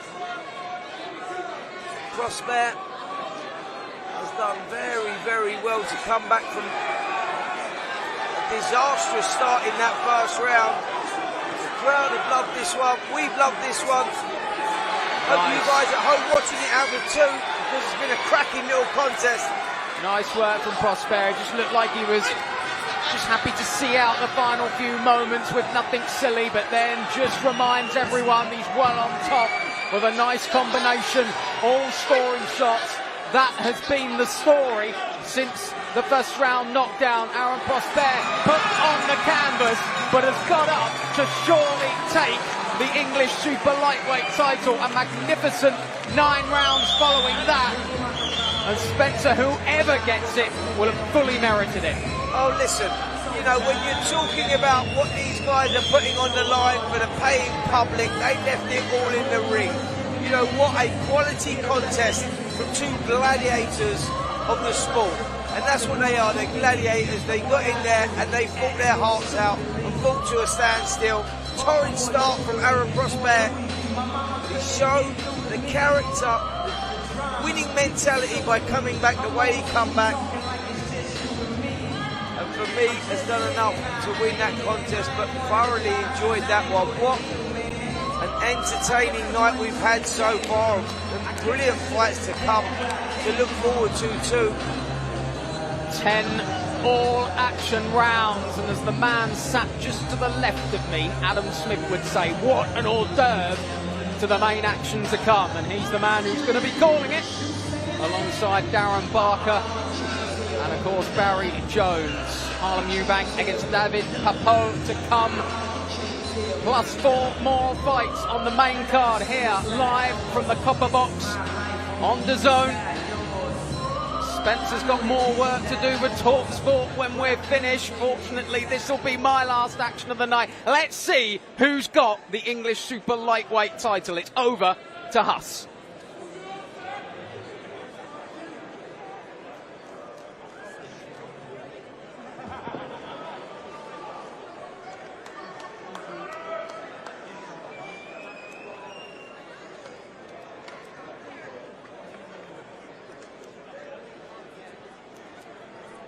Huss has gone back to the abacus, which is never a good sign. But if there's one man who can do his maths, it's Huss. He's been on enough weird and wonderful cards down the last few years for it. The to have man been some in the middle of confusion. X series. Right, the confusion looks to be over. Who has got the vacant English super lightweight title? Let's find out now. Ladies and gentlemen, after 10 rounds of boxing, we go to the judges' scorecards. All 3 judges scored about 97 to 92. And your winner by unanimous decision and your new English super lightweight champion,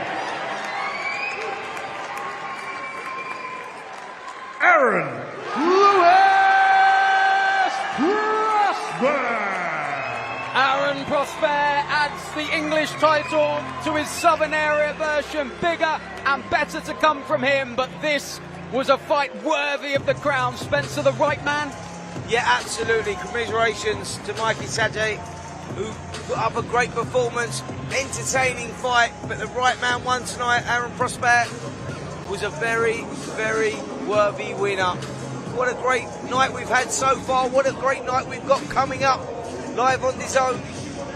Well, Spencer, thoroughly enjoyed that, and we're going to thoroughly enjoy what's to come. Harlem Eubank against David Papot plus undercard just moments away. The boxers rock so far tonight. It's going to be positively bouncing next. Stay with us live on DAZN.